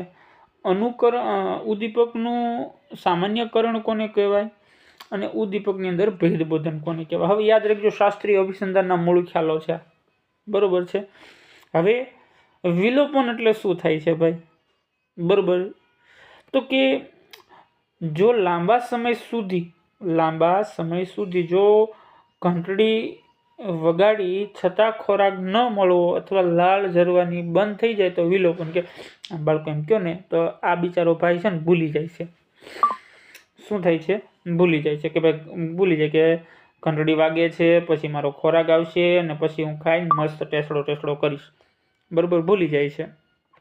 એટલે અમુક વખત એવું બને છે કે ઘંટડી વગાડે છે, જો અમુક વખત એવું ઘંટડી વગાડે ખોરાક મોઢામાંથી લાળ પડે છે, બરાબર, પણ અમુક વખત એવું બને ઘંટડી વગાડે છે, ખોરાક રજૂ કર્યો પછી મોઢાની અંદર લાળ પડે છે. ઉદ્દીપકનું સામાન્યકરણ એટલે શું ભાઈ, બરાબર છે? હવે એક જેવાને બીજાનું માની લે, એક જે હોય એના જેવું બીજું માની લે. હવે દાખલા તરીકે ઘંટડી ન વગાડવા આવે ને કોઈ એવું બટન રાખીને દબાવવામાં આવે ને તોય કૂતરાના મોઢામાંથી લાળ પડશે. કેમ? કે હમણાં મને મારો ખોરાક મળશે, બરાબર. ભેદબોધન એટલે શું કે ભાઈ ઘંટડી અને આ બઝર વિશે ભેદબોધન પારખી શકતો નથી, બરાબર. બંનેના ઉદ્દીપકો વચ્ચેનો જે તફાવત છે એ પારખી શકે પણ થોડોક સમય લાગતો હોય છે, બરાબર છે. ચાલો આવ્યા ઉન્નરભાઈ, બરાબર છે. ચાલો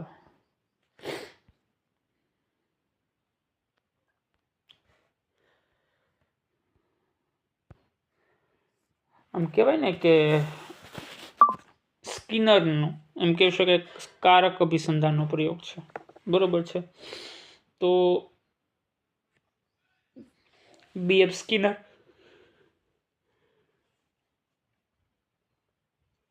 શું કર્યું કે ભાઈ બિચારો એક ભૂખ્યો ઉંદર લીધો, યાદ રાખજો શું લીધું? ભૂખ્યો ઉંદર લીધો, બરાબર છે. અને એને બિચારાને એમ કહેવાય કે આ પેટીમાં રાખવામાં આવ્યો. હવે આ પેટીને કેવી કહેશું આપણે? સમસ્યા પેટી કહેશું. કેવી પેટી કહેશું? સમસ્યા પેટી કહેશું, બરાબર છે. હવે ઉંદરને બહાર નીકળવાનો પ્રયત્ન કરે છે, પૂરી દીધો એટલે શું કરે? આ ઉંદર બિચારો બહાર નીકળવાનો પ્રયત્ન કરે છે, બરાબર છે. પેટીની દિવાલ, આ જે દિવાલ હોય ને એના ઉપર પંજા મારે છે. શું કરે છે? પંજા મારે છે. અહીંથી મારે છે, અહીંયા મારે છે, અહીંયા મારે છે, અહીંયા મારે છે, કે એમ કે તૂટી જાય તો હું ભાગી જાઉં. હવે અચાનકથી પોતાના હાથનો પંજો આ હાથા ઉપર પડ્યો. ક્યાં પડ્યો? હાથા ઉપર પડ્યો. અને સરસ મજાની જે અન્નગોટિકા છે, અન્નનો ટુકડો છે, એ અહીંયા એને પ્રાપ્ત થાય છે, બરાબર છે. પરંતુ થયું એવું કે આ જે ભૂખી બિલાડી હતી, બરાબર, આ એક અન્નગોટિકાથી એને સંતોષ મળ્યો નથી બિચારીને, બરાબર, કારણ કે ભૂખી હતી ને. તો ફરી વખત શું કરશે?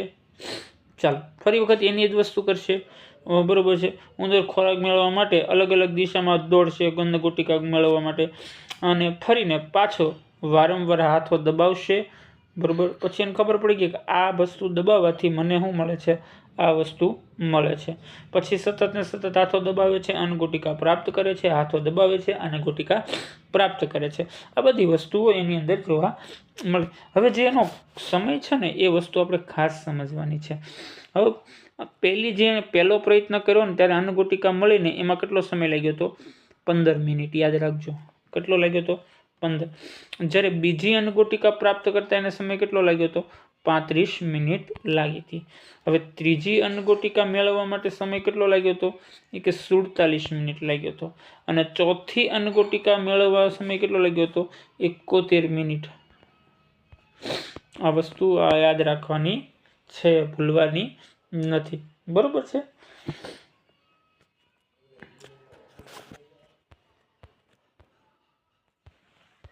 ચાલો હવે જોઈએ આપણે પ્રબલન આપણા વર્તનની અંદર. આમ પ્રબલન એટલે એમ કહી શકાય કે જે વર્તન હોય ને એને મજબૂત બનાવતું ઘટક છે. બરોબર છે. હવે માનો પુરસ્કાર મળે ત્યારે આપણું વર્તન ઘડાય, મતલબ હા કોઈ આપણને સરસ મજાની ચોકલેટ, નાના તો નથી પણ હવે માની લો કે ધોરણ 12 ની અંદર તમને સારા માર્ક આવ્યા, તમે તમારા ફેમિલીને કહી દીધેલું હોય કે 80 થી 90% આવે એટલે તમારે મને સરસ મજાનો ફોન છે ETC કાંઈ પણ વસ્તુ લઈ જાઓ, અને ટકા આવ્યા હોય અને તમને લઈ દે અને તમારી અંદર વર્તન ઘડાય, બરોબર, તો એ વિધાયક પ્રબલન બને. બરોબર છે. તો અહીંયા ઉંદરને પણ એવી જ વસ્તુ થઈ ને કે ઉંદરને ખોરાક મળ્યો એ એની વિધાયક છે. હવે નાનું બાળક હોય, બરોબર, હવે દાખલા તરીકે બાળકની આપણે મસ્ત ઉદાહરણ લઈ લઈએ આપણે. હવે માની લો કે કોઈ ઘરની અંદર 4 સભ્યો છે, માતા, પિતા, ભાઈ અને બહેન. હવે માતા પિતા બહાર ગયા છે કોઈ કામ અર્થે, ભાઈ રમવા માટે ગયો છે, તો હવે ટોટલી જવાબદારી આ નાની બાળકીની ઘરની આવી ગઈ હોય.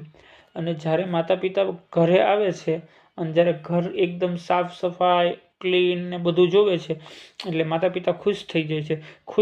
અને આ બાળકીને શું આપે છે? ચોકલેટ આપે છે. એટલે બાળકીને એવું વર્તન ઘડાઈ ગયું કે ભાઈ સારું કામ કરશું તો આપણને ચોકલેટ મળશે. તો આ વર્તનને કેવું કહેવાય? વિધાયક. બરોબર, કાંઈ નથી કરવાનું, આનાથી વિરોધ કરી નાખો. 80% આવ્યા હોય અને આપણે કીધું કે હાલો ફોન લઈ જાઓ પપ્પા, કીધું તો અને 2 ઝાપટ મારે આપણી અંદર આપણને, તો પછી નિષેધક પ્રબલન બને ને. જો કદાચ એવી રીતે કહીએ કે આજે ઉંદરના જે હાથો હતો એની અંદર કદાચ ઇલેક્ટ્રિક શોર્ટ રાખ્યો હોત તો, ઠંડીના ગરમીથી બચવા માટે અલગ વસ્તુ રાખી હોત, સજા રાખી હોત તો, બરોબર, પણ એનાથી નિષેધ પ્રબલન ઉદ્ભવશે.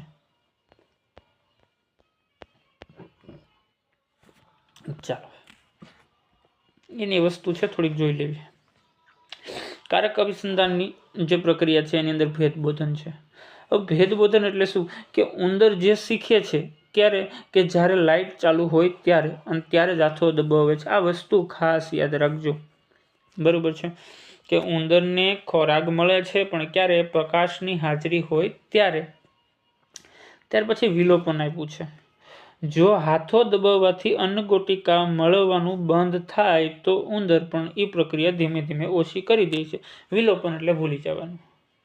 હાથો દબાવે છે ને અન્નગુટિકા ન મળે, હાથો દબાવે છે અન્નગુટિકા ન મળે, તો પછી ઉંદર ભાઈ ભૂલી જાય કે ભાઈ હાથો દબાવવાથી કાંઈ મળતું નથી. ત્યાર પછી છે ઘડતર. શું આપ્યું છે આપણને? ઘડતર. વર્તનને ચોક્કસ આકાર આપવાનો હોય છે. કોઈ જટિલ કામને સરળતાથી પહોંચી વળવા માટે અગત્યનું કામ આપણે કરતા હોઈએ છીએ. ચાલો આવી ગયા વાંદરા ભાઈ. ચાલો આંતરસૂજ દ્વારા શિક્ષણ કોહલર નામનો મનોવૈજ્ઞાનિક છે. બરોબર, એને સરસ મજાના વાંદરભાઈ ઉપર પ્રયોગ કર્યા છે. આપણે બધાને ખબર છે કેનેરી ટાપુ ઉપર પ્રયોગ કરેલા છે. બરોબર છે. ચાલો તો કે કેનેરી ટાપુ ઉપર શું તમે પ્રયોગ કર્યા છે જોઈ લઈએ. કેવું બિચારો સરસ મજાનો અહીંયા જેલમાં પૂરી દીધો એવું લાગે છે. ચાલો હવે શું કરે છે? અહીંયા 3 સમસ્યા આપે છે. એ કે સામાન્ય સમસ્યા, મધ્યમ સમસ્યા અને અઘરી સમસ્યા, એટલે કે જટિલ સમસ્યા. બરોબર છે. હવે જો સમસ્યા શું કરે છે? કેળા જ્યાં સુધી કેળા સુધી હાથ પહોંચતો નથી. મતલબમાં શું કર્યું છે? આપ્યું છે ડિટેલમાં કે નહીં? મેં હા આપ્યું તો છે ના. ખોરાક ઉપર ચાલો હું તમને સમજાવી દઉં. શું કર્યું કે એક ચિમ્પાન્જી નામના વાનરને એક મતલબમાં પિંજરામાં પૂરવામાં આવ્યો. બરોબર, પિંજરામાં પૂરવામાં આવ્યો અને એને થોડેક દૂર છે ને કેળા ક્યાં રાખવામાં આવ્યા? થોડેક દૂર રાખવામાં આવ્યા. બરોબર છે. હવે સ્વાભાવિક છે વાનર છે એમાં માનવ, આમ કહેવાય ને કે માનવ સાથેના મગજ સાથે મળતો વાનર છે.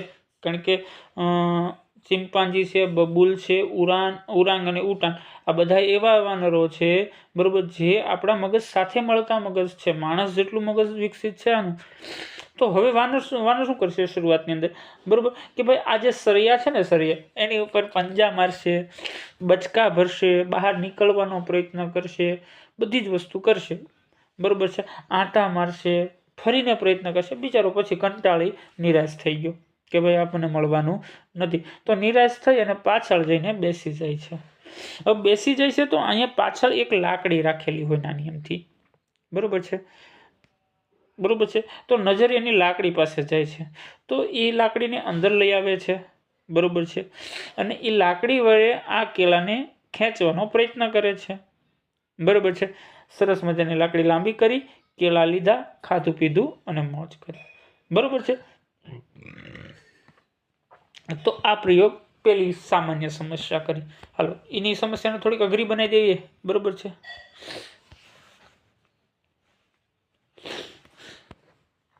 હવે આનો આ જ વાનર છે, એ વાનરને ફરીને પિંજરામાં પૂરવામાં આવ્યો. હવે આ કેળા હતા ને એ થોડાક વધુ, એટલે કે અહીંયા ઠેડ મૂકી દીધા આગા, બરાબર છે. હવે જો એની પાસે ઓલરેડી એક લાકડી તો હતી જ તે, બરાબર છે, પાછી અહીંયા બીજી મૂકી દીધી. તો શરૂઆતમાં પણ વાનર એ જ પ્રક્રિયા કરે છે ભાઈ, બહાર નીકળવા માટે પગથી બહાર નીકળે છે, હાથના પંજા મારે છે, બચકા ભરે છે, બરાબર છે, બધા જ પ્રયત્ન કરે છે, નિષ્ફળ જાય છે. અને પાછી નજર આ લાકડી પાસે ગઈ તો આ લાકડીને લઈને આંબાનો પણ પ્રયત્ન કરે છે, પણ તો પણ આંબી શકાતો નથી, એટલે પાછો કંટાળીને પાછળ જાય છે. ફરીને નજર પછી આ લાકડી ઉપર જાય છે, આ લાકડી અને આ લાકડી વડે આને ખેંચીને અંદર લઈ આવે છે, બરાબર, અને રમત કરતાં કરતાં બંને લાકડી એક સાથે જોડાઈ જાય છે, એટલે કે લાંબી લાકડી થઈ ગઈ, એટલે આ લાકડી અહીં સુધી પહોંચી જાય, અહીં સુધી પહોંચી ગઈ એટલે કેળાને લઈ અને વાનરભાઈ ખાધું પીધું ને મોજ કરી, બરાબર. આખો પ્રયોગ આવો છે, બરાબર. મેં ડિટેલમાં નથી કીધું, પણ મેં બધા મુદ્દા તમને આવરી લીધા છે. ચાલો, કોહલરે ખોખાવાળા પ્રયોગ કર્યા છે, બરાબર છે. શરૂઆતમાં ડાયરેક્ટ પ્રયોગ આપી દીધો છે મેં, મારે સમજાવવું પડશે. ચાલો, તો કે ભાઈ હવે એક ઓરડાની અંદર, બરાબર છે, અહીંયા ઓરડાની ઉપર કેળાની લૂમ લટકાવે છે, અને અહીંયા અલગ અલગ જગ્યાએ ત્રણ ખોખા મૂકી દે છે, અને એની અંદર આ વાનરને મૂકે છે. તો વાનર શું કરે છે, શરૂઆતમાં એ કેળાને આંબા માટે પ્રયત્ન કરે છે, ઠેકડા મારે છે, બધું જ પ્રયત્ન કરે છે, બરાબર. આંટા મારતા મારતા નજર આ ખોખા ઉપર ગઈ, એક ખોખું લઈ આવ્યો, બરાબર છે, અને ખોખું મૂક્યું ને ખોખા ઉપર ચડી અને કેળાની લૂમ આપી દીધી. ફરી વખત સમસ્યા અઘરી કરવી છે તો શું કરે છે, આ કેળા છે ને થોડાક વધુ ઉપર મૂકે છે, બરાબર છે. શું કરે છે, ટૂંકમાં બતાવું, બીજું ખોખું છે ને ઢસડીને અહીં લઈ આવે છે, બરાબર છે, એની માથે મૂકે છે અને ફરીને કેળા આંબાનો પ્રયત્ન કરે છે. એથી થોડીક વધુ મૂકી ત્રીજું ખોખું લઈ આવે છે, પછી ખોખામાંથી ખોખા ચડાવવાનો પ્રયત્ન કરે છે, પણ પડી જાય છે. પ્રયત્ન કરતો ગયો, એક સમય એવો ખોખા સરસ મજાના ગોઠવાઈ ગયા, ખોખાની માથે ખોખો એટલે એની ઉપર ચડીને કેળાની લૂમ લઈ લીધી. શરૂઆતમાં કૂદકા મારે છે પણ નિષ્ફળતા મળે છે. ઓરડામાં પડેલા ખોખા તરફ એનું ધ્યાન જાય છે અને આંતરસૂજ થાય છે. એથી ખોખાને લઈને અહીં લાવે છે અને ઊંચાણવાળું એક સરસ મજાનું કરે છે. ચાલો, શિક્ષણની તરાહ કયો કે એક સમતુલાત્મક દ્રષ્ટિ કયો, બરોબર છે. તો કે અનુકરણ છે, શાસ્ત્રીય અભિસંધાન છે, કારક અભિસંધાન છે અને આંતરસૂજ છે, બરોબર છે. ભૂલવાનું થતું નથી. અનુકરણ એટલે શું, એ કે ભાઈ અવલૌકિક આધારિત હોય, મતલબ બીજાનું જોઈને આપણે કરતા હોઈએ છીએ, બરોબર. દાખલા તરીકે કોઈ બાળક મેકઅપ કરે, ફેશન કરે. શાસ્ત્રીય અભિસંધાન શું છે, એ કે જોડાણ આધારિત છે. આ કેવું છે, જોડાણ આધારિત. દાખલા તરીકે ઘંટડી અને ખોરાકનું જોડાણ થયું. કારક અભિસંધાન શું છે કે પરિણામ આધારિત છે. હાથો દબાવવાથી ખોરાકની પ્રાપ્તિ થાય છે. આંતરસૂજ શું છે, એ કે બુદ્ધિ અને સમજણ આધારિત છે, બરોબર. સાધનોનો ઉપયોગ કરીને સમસ્યામાંથી બહાર નીકળે છે. બાળકો, કોષ્ટક બહુ જ જરૂરી છે તમારા માટે, બરોબર છે, એટલે ખાસ કરી લેજો. ચાલો, જીવનમાં શિક્ષણનું મહત્વ જોઈ લેવી આપણે ફટાફટ, બરોબર. ખાસ કરીને આપણી જે ટેવો હોય છે એને જો સારી વસ્તુ હોય તો વાંધો નથી, પણ સારા વર્તન માટે ઈમાન ઇનામ આપી અને આપણે ટેવ પાડી શકીએ છીએ. કોઈ પણ વ્યક્તિ જ્યારે સારું કામ કરે છે તો એને પુરસ્કાર આપો, બરાબર છે.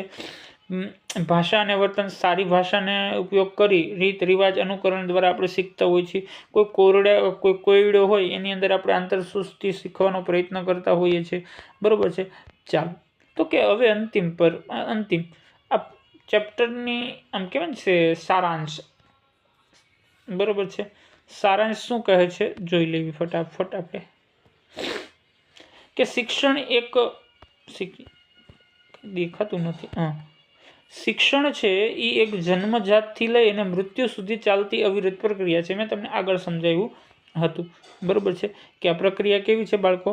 જન્મથી લઈને મૃત્યુ સુધી ચાલતી હોય એ પ્રક્રિયા છે. આપણે જેટલું વધુ શીખીએ છીએ, બરાબર, જેટલું વધુ શીખીએ છીએ તેટલું જ વધુ પ્રમાણમાં આપણા પર્યાવરણ અને સાથે આપણે સમાજ સાધી શકીએ છીએ. જો જેટલું વધારે શીખશો એટલું આ જગતની અંદર તમે સારી રીતે પોતાનું જીવન જીવી શકશો, બરાબર છે. તો આ હતું પ્રકરણ નંબર 2, બરાબર છે. ચાલો હવે આપણે વાત કરીએ પ્રકરણ નંબર 3ની, બરાબર છે. ચાલો જોડાયેલા રહેજો.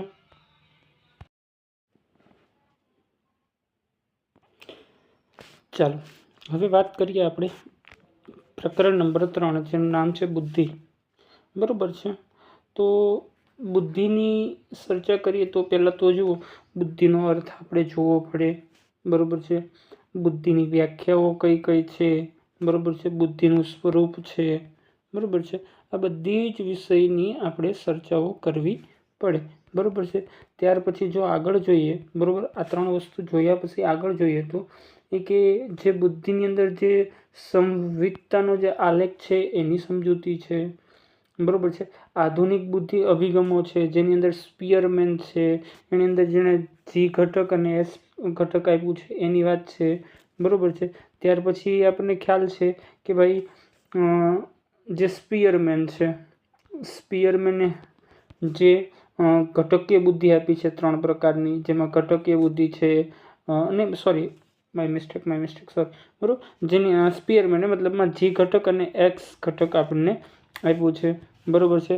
ત્યાર પછી જુઓ તો કે ભાઈ સ્ટર્નબર્ગનો જે ત્રિપુટીનો સિદ્ધાંત છે, બરાબર છે, એમાં ઘટકીય છે, અનુભવજન્ય છે, સંદર્ભ છે, બરાબર. અને ત્યાર પછી જુઓ તો ખાસ કરીને ગિલફર્ડની વાત છે, બરાબર, જેણે ક્રિયા, વસ્તુ અને નિપજની વાત કરી છે, બરાબર છે. ત્યાર પછી જો ગાર્ડને આપણને ખબર છે કે જે 8 પ્રકારની બુદ્ધિ આપી છે એની આપણે ચર્ચા કરવી છે, બરાબર. જેપી દાસનો જે પાસનો સિદ્ધાંત છે એની અંદર ખાસ કરીને આપણે ચર્ચા કરીએ તો કે આયોજન છે, બરાબર છે. એક જ મિનિટ, દેખાતું નથી. તો કે જેપી દાસ છે, બરાબર છે, જેનું આયોજન છે, બરાબર છે, ધ્યાન છે, સમકાલીન છે, ક્રમબંધ છે, બરાબર. પછી બુદ્ધિનું જેમાં ખાસ કરીને માનસિક વય અને જે બુદ્ધિઆંક છે એની વાત છે. પછી કેટલીક આમ કહી શકાય કે ભાઈ બુદ્ધિ કસોટીની વાત પણ આમાં આવેલી છે, જેની અંદર સ્ટર્નફોર્ડ અને બિનેની છે, વેક્ટરની છે, રેવનની છે, બરાબર, કોફકમાનની છે, બરાબર છે. પછી જે બુદ્ધિઆંક આપ્યું છે એનું વિતરણ છે. પછી સૌથી અગત્યનો પ્રશ્ન કે પ્રતિભા સંપન્ન બાળક છે, મનોદુર્બળતા છે, બરાબર. આ બધી જ વસ્તુ આની અંદર આપણે આવરી લેવી છે. ચાલો તો આજના સેશન મતલબમાં આ 3જા યુનિટને આપણે આગળ વધારીએ.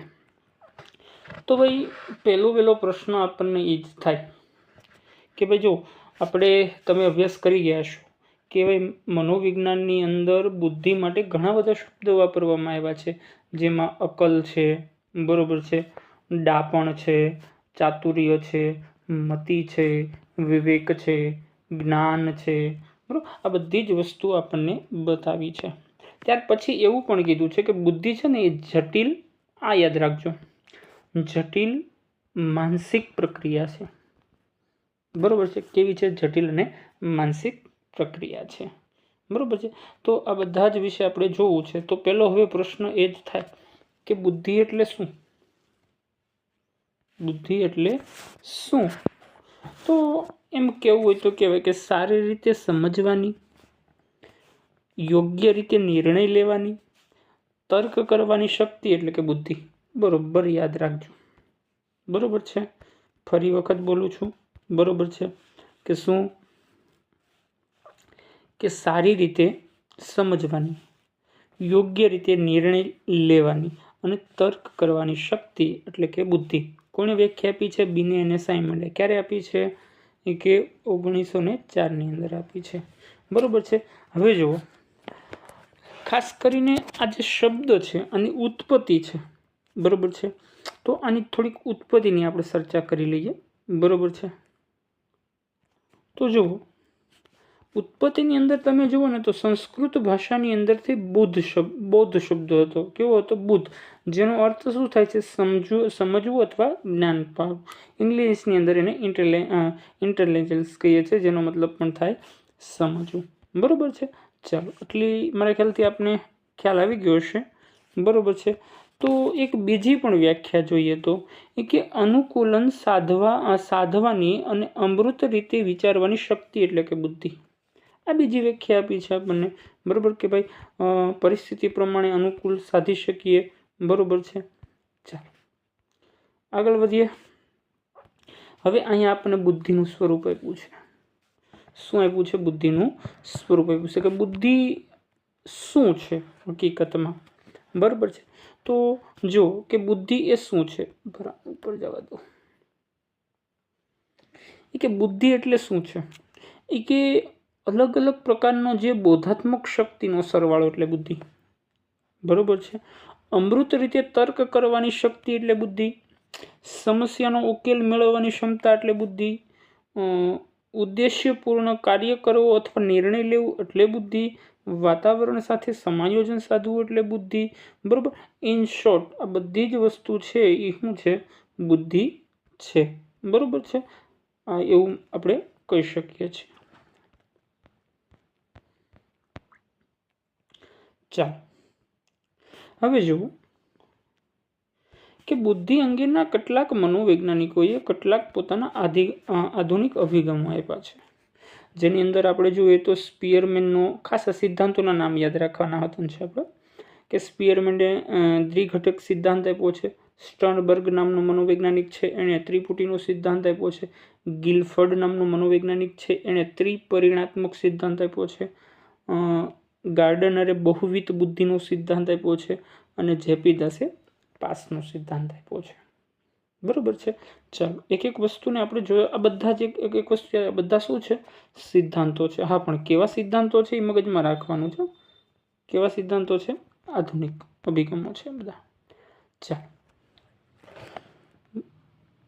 સ્લાઇડ જોઈને તમને મજા આવતી છે કે આવું ટૂંકું અને સરસ મજાનું ગ્રાફિક્સ સાથે અભ્યાસ કરી રહ્યા છીએ. હવે જી ફેક્ટર આપણે જોવું છે. બરોબર છે. જે સ્પિયરમેને 2 ઘટક આપ્યા ને, બરોબર છે, કયા કયા આપ્યા? જી ફેક્ટર અને એસ ફેક્ટર. એમાંનું પહેલું આપણે શું જોવું છે?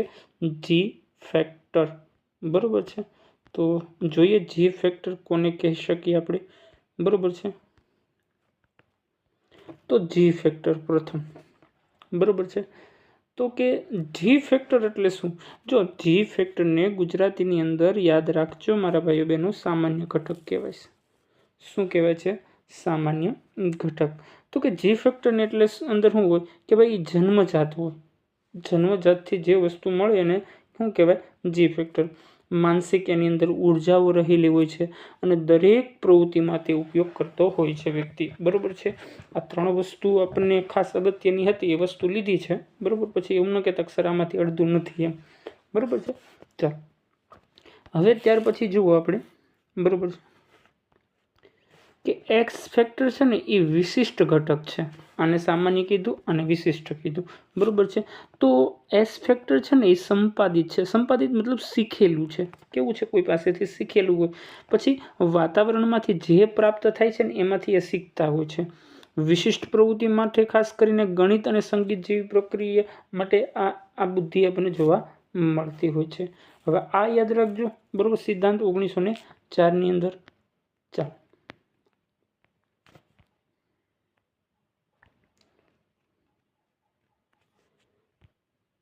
ત્યાર પછી જોઈએ તો સ્ટર્નબર્ગે જે ત્રિપુટીનો સિદ્ધાંત આપ્યો છે, ક્યારે આપ્યો છે? 1985ની અંદર આપ્યો છે. એણે શું કીધું છે કે ભાઈ બુદ્ધિને 3 વિભાગની અંદર એણે વહેંચી દીધી છે, બરોબર છે. જેની અંદર એણે જુઓ તો ઘટકીય બુદ્ધિની વાત કરી છે, બરોબર છે. ત્યાર પછી એણે કઈ બુદ્ધિની વાત કરી છે કે સંદર્ભની વાત કરી છે, બરોબર છે. અને ત્યાર પછી જો આગળ જોઈએ, બરોબર છે, તો આગળ જુઓ તો કે અનુભવજન્ય બુદ્ધિની વાત કરી છે, બરોબર. તો મતલબમાં ઇન શોર્ટ આ 3 બુદ્ધિ આપણા માટે અગત્યની છે, બરોબર. ચાલો એના માટે હવે પહેલી વાત કરીએ આપણે, કોની? ઘટકીય બુદ્ધિ. તો ઘટકીય બુદ્ધિમાં શું થતું હોય બાળકો? એ કે ખાસ કરીને આ બુદ્ધિ એવી છે જેની અંદર અમૂર્ત અને વિશ્લેષણ કરવાની વિચાર ક્ષમતા વધુ હોય. આવી બુદ્ધિ જેની પાસે હોય ને, બરોબર છે, એની અંદર શું હોય કે વિશ્લેષણાત્મક બુદ્ધિ પણ કહેવાય છે. હા, આ બુદ્ધિને બીજા કયા નામે ઓળખાય છે? વિશ્લેષણાત્મક. યાદ રાખજો, કયા નામે ઓળખાય છે? વિશ્લેષણાત્મક તરીકે પણ ઓળખાય છે, બરોબર છે. તો એ વસ્તુ પણ આપણા માટે અગત્યની થઈ છે. જે મહત્વની છે એ જ વસ્તુ આપણે અહીં સમાવેશ. જો આની અંદર કોઈની આલોચના છે, સરખામણી છે, કે તુલના છે, મૂલ્યાંકન છે, માપન છે, બરોબર, આવી ક્ષમતાઓનો જે સમાવેશ થાય બધાને આપણે કેવી કહેશું? ઘટકીય બુદ્ધિ કહેશું. ઓકે, ચાલો. ત્યાર પછી હવે બીજો જોઈએ આપણે, અનુભવજન્ય બુદ્ધિ, જે કહેવાય ને કે સર્જકતા અને નવીન વિચાર માટે જોડાયેલી છે, બરોબર. હવે દાખલા તરીકે કોઈ નવીન વિચાર છે, બરોબર છે, પછી કોઈ નવું સર્જનની વાત છે, આંતરસૂચથી ભેગું કરેલી વાત છે. આ બધી જ વસ્તુ જેનામાં હોય એનામાં કઈ બુદ્ધિ આપણને પ્રમાણ જોવા મળે છે? આ વસ્તુ જોવા મળે છે, બરોબર છે. હવે આ બુદ્ધિનું બીજું નામ પણ છે. આ બુદ્ધિનું શું છે? બીજું નામ પણ છે. શું નામ છે? એ કે સર્જનાત્મક. યાદ રાખજો, આ નહીં ભૂલવાનું, કે બરોબર છે. કેવું છે? સર્જનાત્મક બુદ્ધિ છે, કારણ કે નવું સર્જન કરે છે, બરોબર છે. એટલે વસ્તુ અહીંયા એ બતાવી છે. ચાલો, ત્યાર પછી આપણને શું આપ્યું છે? એ કે ભાઈ સંદર્ભગત બુદ્ધિની વાત કરી છે. હવે આની અંદર શું હોય બાળકો, ખબર છે? એ કે જો જીવનની અંદર આર્થિક છે, સામાજિક છે, આવેગિક છે, સાંસ્કૃતિક છે. હવે ઇન શોર્ટ કે ભાઈ આ બધી વસ્તુ છે એ વાતાવરણમાં બદલાય, બરોબર, બદલાય, અને આવી પરિસ્થિતિ સાથે આપણે બંધ બેસતા થઈ જવી ને, એને આપણે શું કહેશું? સંદર્ભગત બુદ્ધિ કહેશું, બરોબર છે. અને આ બુદ્ધિને બીજા કયા નામે ઓળખાય છે ખબર છે? વ્યવહારિક. યાદ રાખજો, વ્યવહારિક બુદ્ધિ તરીકે ઓળખીએ છીએ, બરોબર. આ ભૂલવાનું નથી, બરોબર છે. જેની અંદર આમ કહેવાય કે પોતાની નબળાઈ હોય, ક્ષમતાની પૂર્તિ, વાતાવરણમાં અધિક રીતે વાતાવરણનો ફાયદો લે, આ બધી વસ્તુ એની અંદર આવતી હોય છે. ચાલો, ત્યાર પછી ગિલભાઈ આવી ગયા, બરોબર છે. ગિલફર્ડની આપણે વાત કરવી છે, જેની અંદર એણે ક્રિયા ઉપજ એમ કહી શકાય, બરોબર છે, નિપજ, બરોબર છે, મતલબ ક્રિયા વસ્તુ અને નિપજની વાત કરી છે, બરોબર છે. જોઈએ શું કહે છે ગિલફર્ડ સાહેબ. ચાલો, ગિલફર્ડે જે ત્રિપરિમાણાત્મક સિદ્ધાંત આપ્યો છે એની આપણે થોડી ઘણી સમજૂતી મેળવી લઈએ. હવે પહેલાં તો કોન્સેપ્ટની અંદર પહેલાં તો તમારે એટલી જ વસ્તુ યાદ રાખવાની છે કે આની અંદર એણે 150 ઘટક લીધા છે. કેટલા ઘટકો લીધા છે? 150. ક્રિયાના 5, બરોબર, વસ્તુના 5 અને નિપજના 6. 5 × 5, 5 × 5 અને 6 × 5. આવું કરશો એટલે તમને જવાબ મળી જશે, બરોબર છે. આ એક વસ્તુ પહેલાં તો તમારે યાદ રાખવાની છે, બરોબર છે. બીજું આમાંની અંદર કશો જ છે નહીં, બરોબર છે. કયા કયા 5 વિભાગો લીધા છે તેની આપણે સમજૂતી મેળવી લઈએ, કારણ કે એ વસ્તુ અહીંયા સ્લાઇડની અંદર નથી આવી, બરોબર છે. તો પહેલાં આપણે કોની વાત કરી લઈએ? ક્રિયાની વાત કરી લે કે ભાઈ ક્રિયાની અંદર 5 કયા કયા વસ્તુ આવે, ધ્યાન રાખજો. એક એક વસ્તુ લખું છું. એ કે ભાઈ મૂલ્યાંકન આવે, બરોબર છે. પછી કેન્દ્રિત ચિંતન આવે, બરાબર છે. ત્યાર પછી સ્મૃતિ આવે, બરાબર. ત્યાર પછી શું આવે? સ્મૃતિ આવે. અને ત્યાર પછી બોધ આવે, બરોબર છે. મૂલ્યાંકન આવી ગયું, બરોબર છે. મૂલ્યાંકન આવી ગયું, વિકેન્દ્રિત આવી ગયું, બરોબર છે. અહીંયા 2 વસ્તુ આવે છે ચિંતનની અંદર. અહીંયા હમાતું નથી એટલે અહીં લખું છું, બરોબર. એક કેન્દ્રિત આવે અને બીજું કેવું આવે? વિકેન્દ્રિત, બરોબર. એટલે કે આ 1, આ 2, આ 3, આ 4 અને 5 આ વસ્તુ છે ને એ કઈ છે? ક્રિયા. આ 5 વસ્તુ બતાવે છે, બરોબર. હવે જો ત્યાર પછી હવે વાત કરવી છે નિપજની. શેની વાત કરવી છે? નિપજની અંદર 6 વસ્તુ છે. તો યાદ રાખજો. આપણે એક કામ કરીએ, થોડુંક છે ને ઝૂમ વધારી દઈએ અને આપણને મતલબમાં કોરી જગ્યા મળી જાય એટલે વ્યવસ્થિત લખીએ કે આપણે. ચાલો, એ કે નિપજની અંદર શું આવશે? ફરી વખત જોઈ લેવી. એ કે નિપજની અંદર પેલું એકમ આવશે, બરોબર. એકમો મતલબમાં, બરોબર છે. પછી કઈ વર્ગ કે વિભાગ આવશે, બરોબર છે. ત્યાર પછી સંબંધો આવશે, બરોબર. ત્યાર પછી તંત્ર આવશે, તંત્રો. ત્યાર પછી પરિવર્તનો આવશે, બરોબર. અને છેલ્લે આવશે સૂચિતાર્થ. આ 6 વસ્તુ શેમાં આવશે? નિપજની અંદર આવશે. એકમ આવશે, વર્ગ વિભાગ આવશે, સંબંધ આવશે, તંત્ર આવશે, પરિવર્તન આવશે અને સૂચિતાર્થ આવશે, બરોબર છે. ચાલો, એટલે એ પણ આપણે ભૂલવાનું નથી. ચાલો, હવે એક જ વસ્તુ વધી છે, બરોબર છે. ક્રિયા જોઈ ગયા આપણે, નિપજ જોઈ ગયા. હવે જોઈશ આપણે વસ્તુની અંદર શું આવશે? પેલું તો દ્રશ્ય આવશે, બરોબર છે. પછી શ્રાવ્ય આવશે, બરોબર. બધી વસ્તુ યાદ રાખવાની છે, આ લખવા ખાતી નથી લખતો. પ્રતિકારાત્મક આવશે, બરોબર છે. અર્થ આવશે, બરોબર. અને છેલ્લે આવશે વાર્તનિક. તો આ આટલી વસ્તુ હતી. એક ગિલફર્ડનો જે આ સિદ્ધાંત છે એ સિદ્ધાંત આપણને બતાવે છે. ચાલો, આપણે જોઈએ હવે, મતલબમાં ખ્યાલ આવી ગયો છે શેની વાત આપણે કરી રહ્યા છીએ હવે, બરોબર છે. કે ભાઈ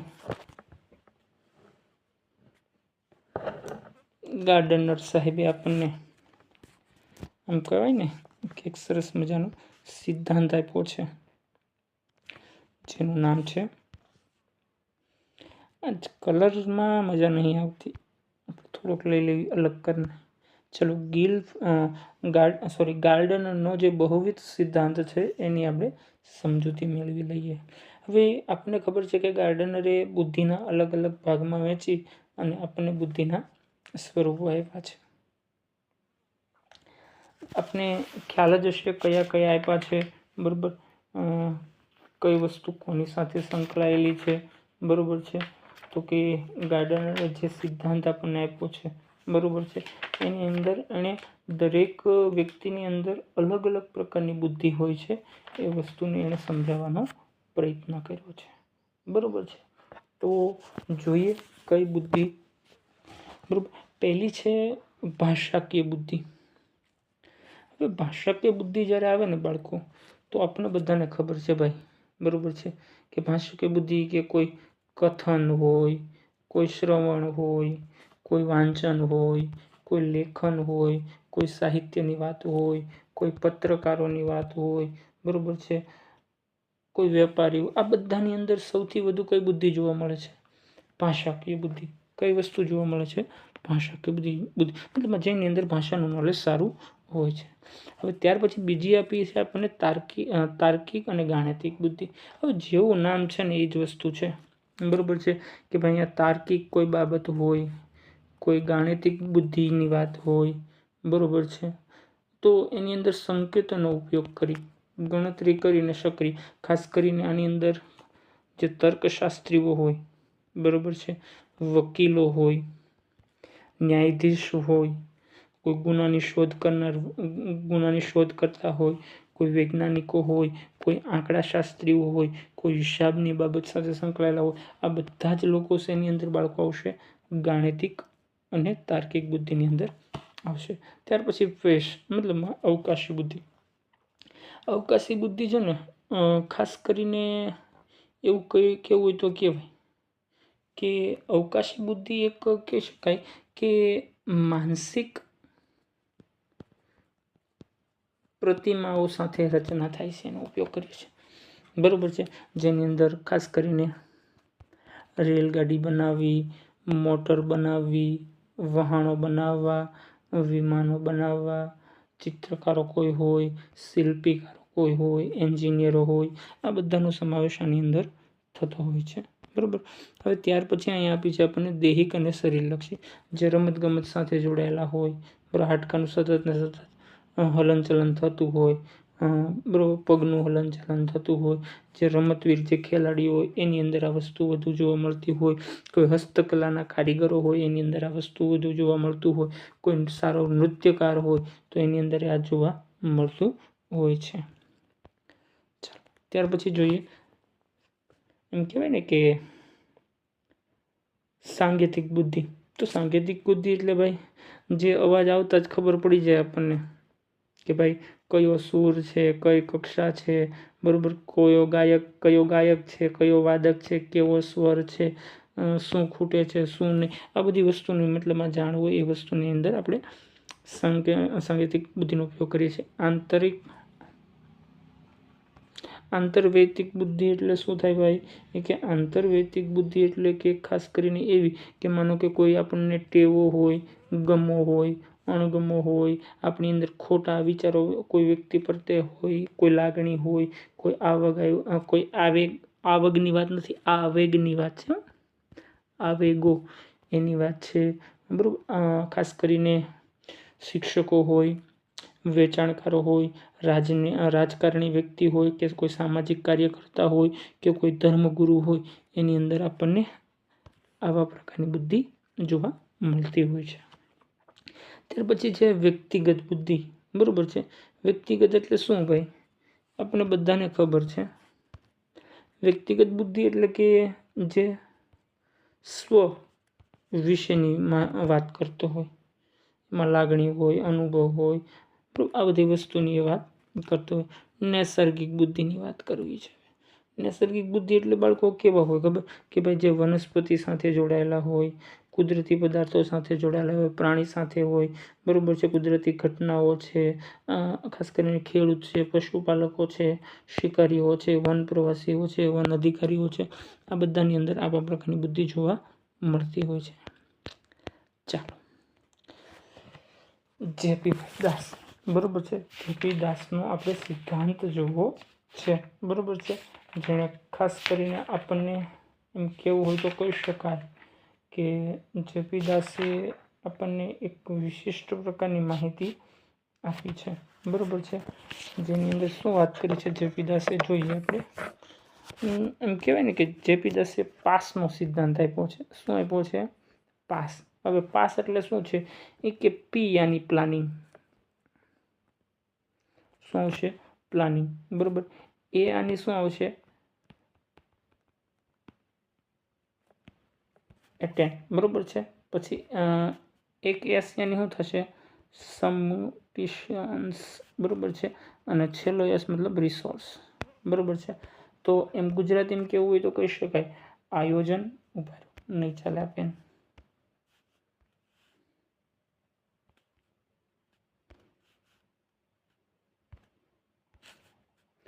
આયોજન, ધ્યાન, સમકાલીન અને ક્રમબદ્ધ, આ વસ્તુની વાત કોણે કરી છે? જેપી દાસે. હવે પી, જો ઘણી બધી સમસ્યા એવી હોય, જો એનું પૂર્વ આયોજન કરવામાં આવે તો સમસ્યાનો ઉકેલ આપણે મેળવી શકીએ છીએ, બરાબર છે. કોઈ વ્યક્તિ જ્યારે કોઈ પણ પ્રકારનો ધ્યેય નક્કી કરે, શું નક્કી કરે?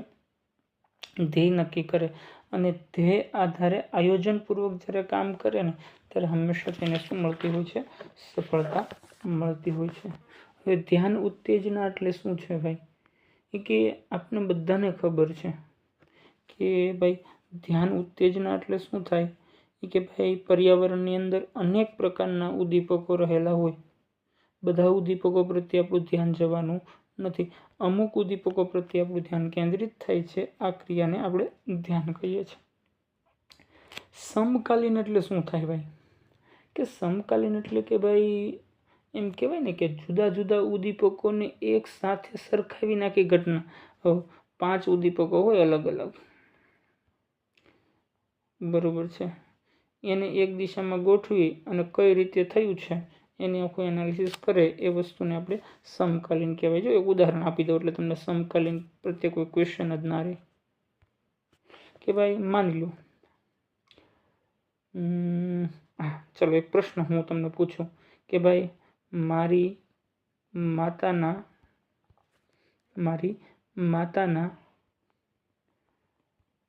પિતાના એક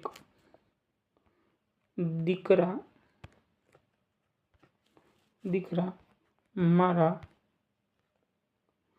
શું સગા? હવે જો બધી પરિસ્થિતિને તમારે ગોઠવવી પડે, બરોબર છે, કે પહેલાં તો મારા માતા, એના પિતા, બરોબર છે, એના પિતા, એનો એકનો એક દીકરો અને એ મારે શું થાય? આખી ઘટના છે. આખી ઘટનાને તમારે ગોઠવવી પડે ત્યારે તમને એનો આન્સર મળતો હોય છે. આન્સરની અંદર જવાબ આવતો હોય છે મામા. ચાલ,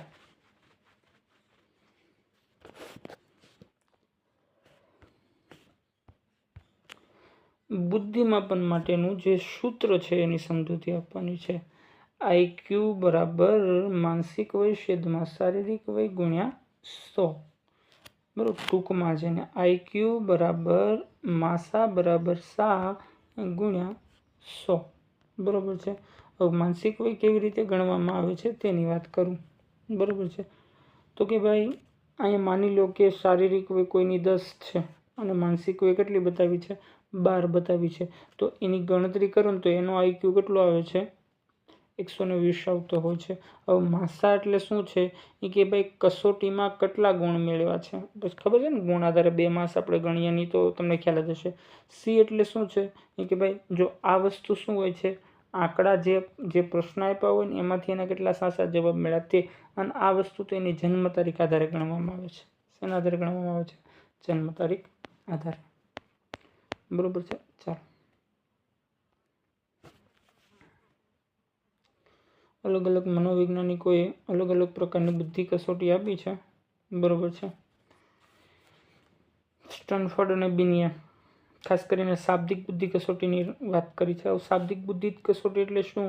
કે ભાઈ લેખિત પ્રશ્ન હોય અને તમારે શબ્દરૂપી લખીને જ જવાબ આપવાનો હોય, એને આપણે કેવી કહેશું? શાબ્દિક કહેશું. બરાબર.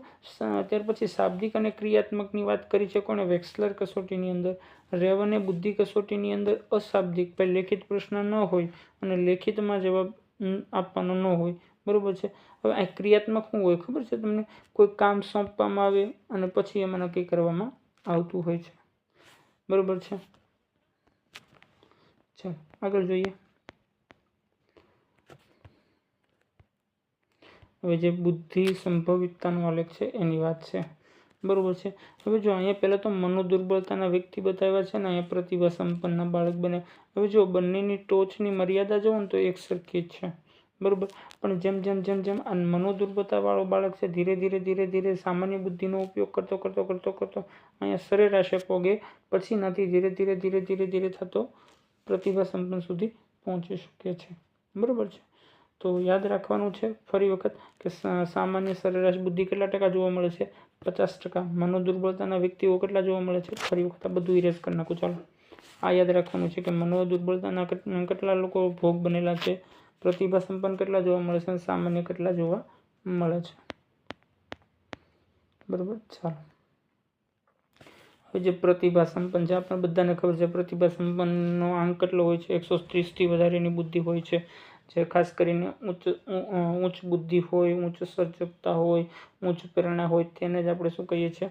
પ્રતિભા સંપન્ન કહીએ છીએ. એની અંદર આત્મવિશ્વાસનું પ્રમાણ વધારે હોય છે, મૌલિક વિચારસરણી હોય છે, મોટાભાગે આંતરસૂઝનો ઉપયોગ કરતા હોય છે, કોઈ સમસ્યા આવી હોય તે સમસ્યાને કેવી રીતે બહાર નીકળે, ઇન શોર્ટ એ ઘણી બધી વસ્તુઓ પારંગત હોય છે. હવે એક મનોદુર્બળતાનું કોષ્ટક છે, જોઈ લેવી. જો વધારેમાં વધારે બુદ્ધિઆંક 130 ને ઓછામાં ઓછી બુદ્ધિ હોય એને 30 કહીએ. 30 એટલે મનોદુર્બળતાની બુદ્ધિ કહેવાય. જો અહીંયા કક્ષા જોઈ લેવી આપણે, બરોબર છે. તો કે હળવી છે, મધ્યમ છે, તીવ્ર છે અને અતિ તીવ્ર છે. તો કે ભાઈ જે 20 આઈક્યુ જેનું આવે છે એ અતિ તીવ્ર છે, 20 થી 34 આવે છે એ તીવ્ર છે, 35 થી 49 આવે છે એ કેવી છે? મધ્યમ છે, અને 50 થી લઈને 69 આવે છે એ કેવી છે? હળવી છે. અને 30 થી ખાસ કરીને 100 સુધી આવે છે એનામાં, બરાબર. મતલબ અલગ અલગ વસ્તુ જોવા મળે છે. આ સંપૂર્ણપણે પરાવલંબી છે, આ સતત દેખરેખની જરૂર છે આ વ્યક્તિને, સામાન્ય તકલીફ શક્ય છે, સ્વસંભાળથી તે શીખી શકે છે, બરાબર છે. આ બધી વસ્તુ એની અંદર બતાવેલી છે. ચાલ, તો કે બુદ્ધિને પહેલાં આપણે જોયું કે કેવી કીધી? જટિલ કીધી. બુદ્ધિ અંગેના ઘણા મનોવૈજ્ઞાનિકો અલગ અલગ પોતાના પ્રતિભાવો રજૂ કર્યા છે. ખાસ કરીને બુદ્ધિ માપવા માટેની આખી પદ્ધતિઓ છે એની પણ આપણે વાત કરી ગયા, બરાબર છે.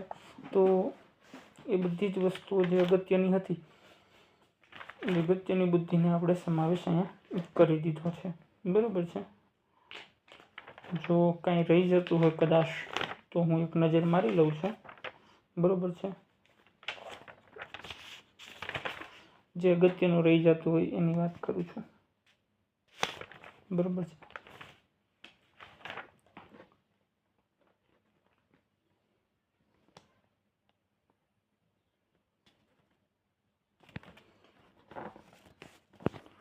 હા, એક નાની અમથી ચર્ચા આઈ કરી લો. ચાલો ઉભા રહો 2 મિનિટ.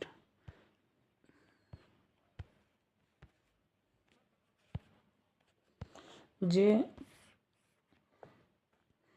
કોફમેન છે એણે ખાસ કરીને જે બુદ્ધિ કસોટીઓ આપી છે ને, બરાબર છે, એની અંદર KABC ની વાત કરી છે અને KBIT ની વાત કરી છે. હવે આના છે ને પૂરા નામ યાદ રાખવાના છે બાળકો તમારે, બરાબર છે. એ ભૂલવાનું નથી, એટલે એ એક મુદ્દો ધ્યાનમાં લેવાનો છે, બરાબર છે.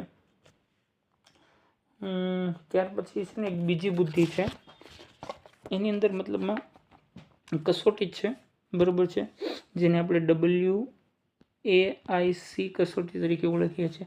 જેની અંદર જે કસોટી હોય એની અંદર 6 થી લઈને 16 વર્ષના બાળકોનો સમાવેશ થતો હોય છે. બુદ્ધિ કસોટી છે, ધ્યાન રાખજો. ચાલો જોઈએ જે આગળ કાંઈ રહી જતું હોય તો, બરાબર છે.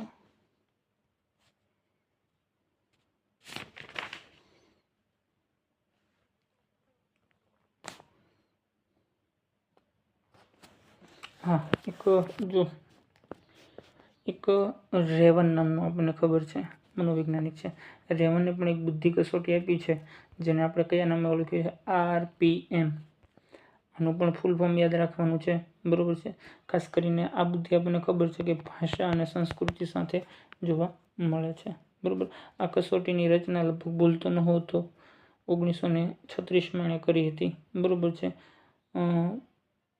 આ બુદ્ધિ કસોટી એવી છે કંઈક કે 5 વર્ષથી ઉપરના કોઈ બાળકો હોય ત્યાંથી લઈને પુખ્ત વયના વ્યક્તિ સુધી આ કસોટી લેવાય છે, બરાબર છે.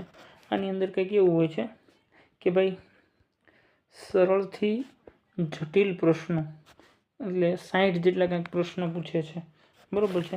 અને દરેક પ્રશ્ન દીઠ 2 ગુણ ગણવામાં આવતા હોય છે. ચાલો આગળ જોઈ લઈએ, બરાબર છે.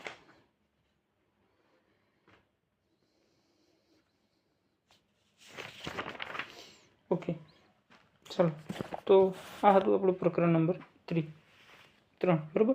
ચાલો આપણે આગળ વધીએ અને પ્રકરણ નંબર 2 મિનિટ. ચાલો આપણે આગળ વધીએ અને પ્રકરણ નંબર 4 તરફ જોઈએ.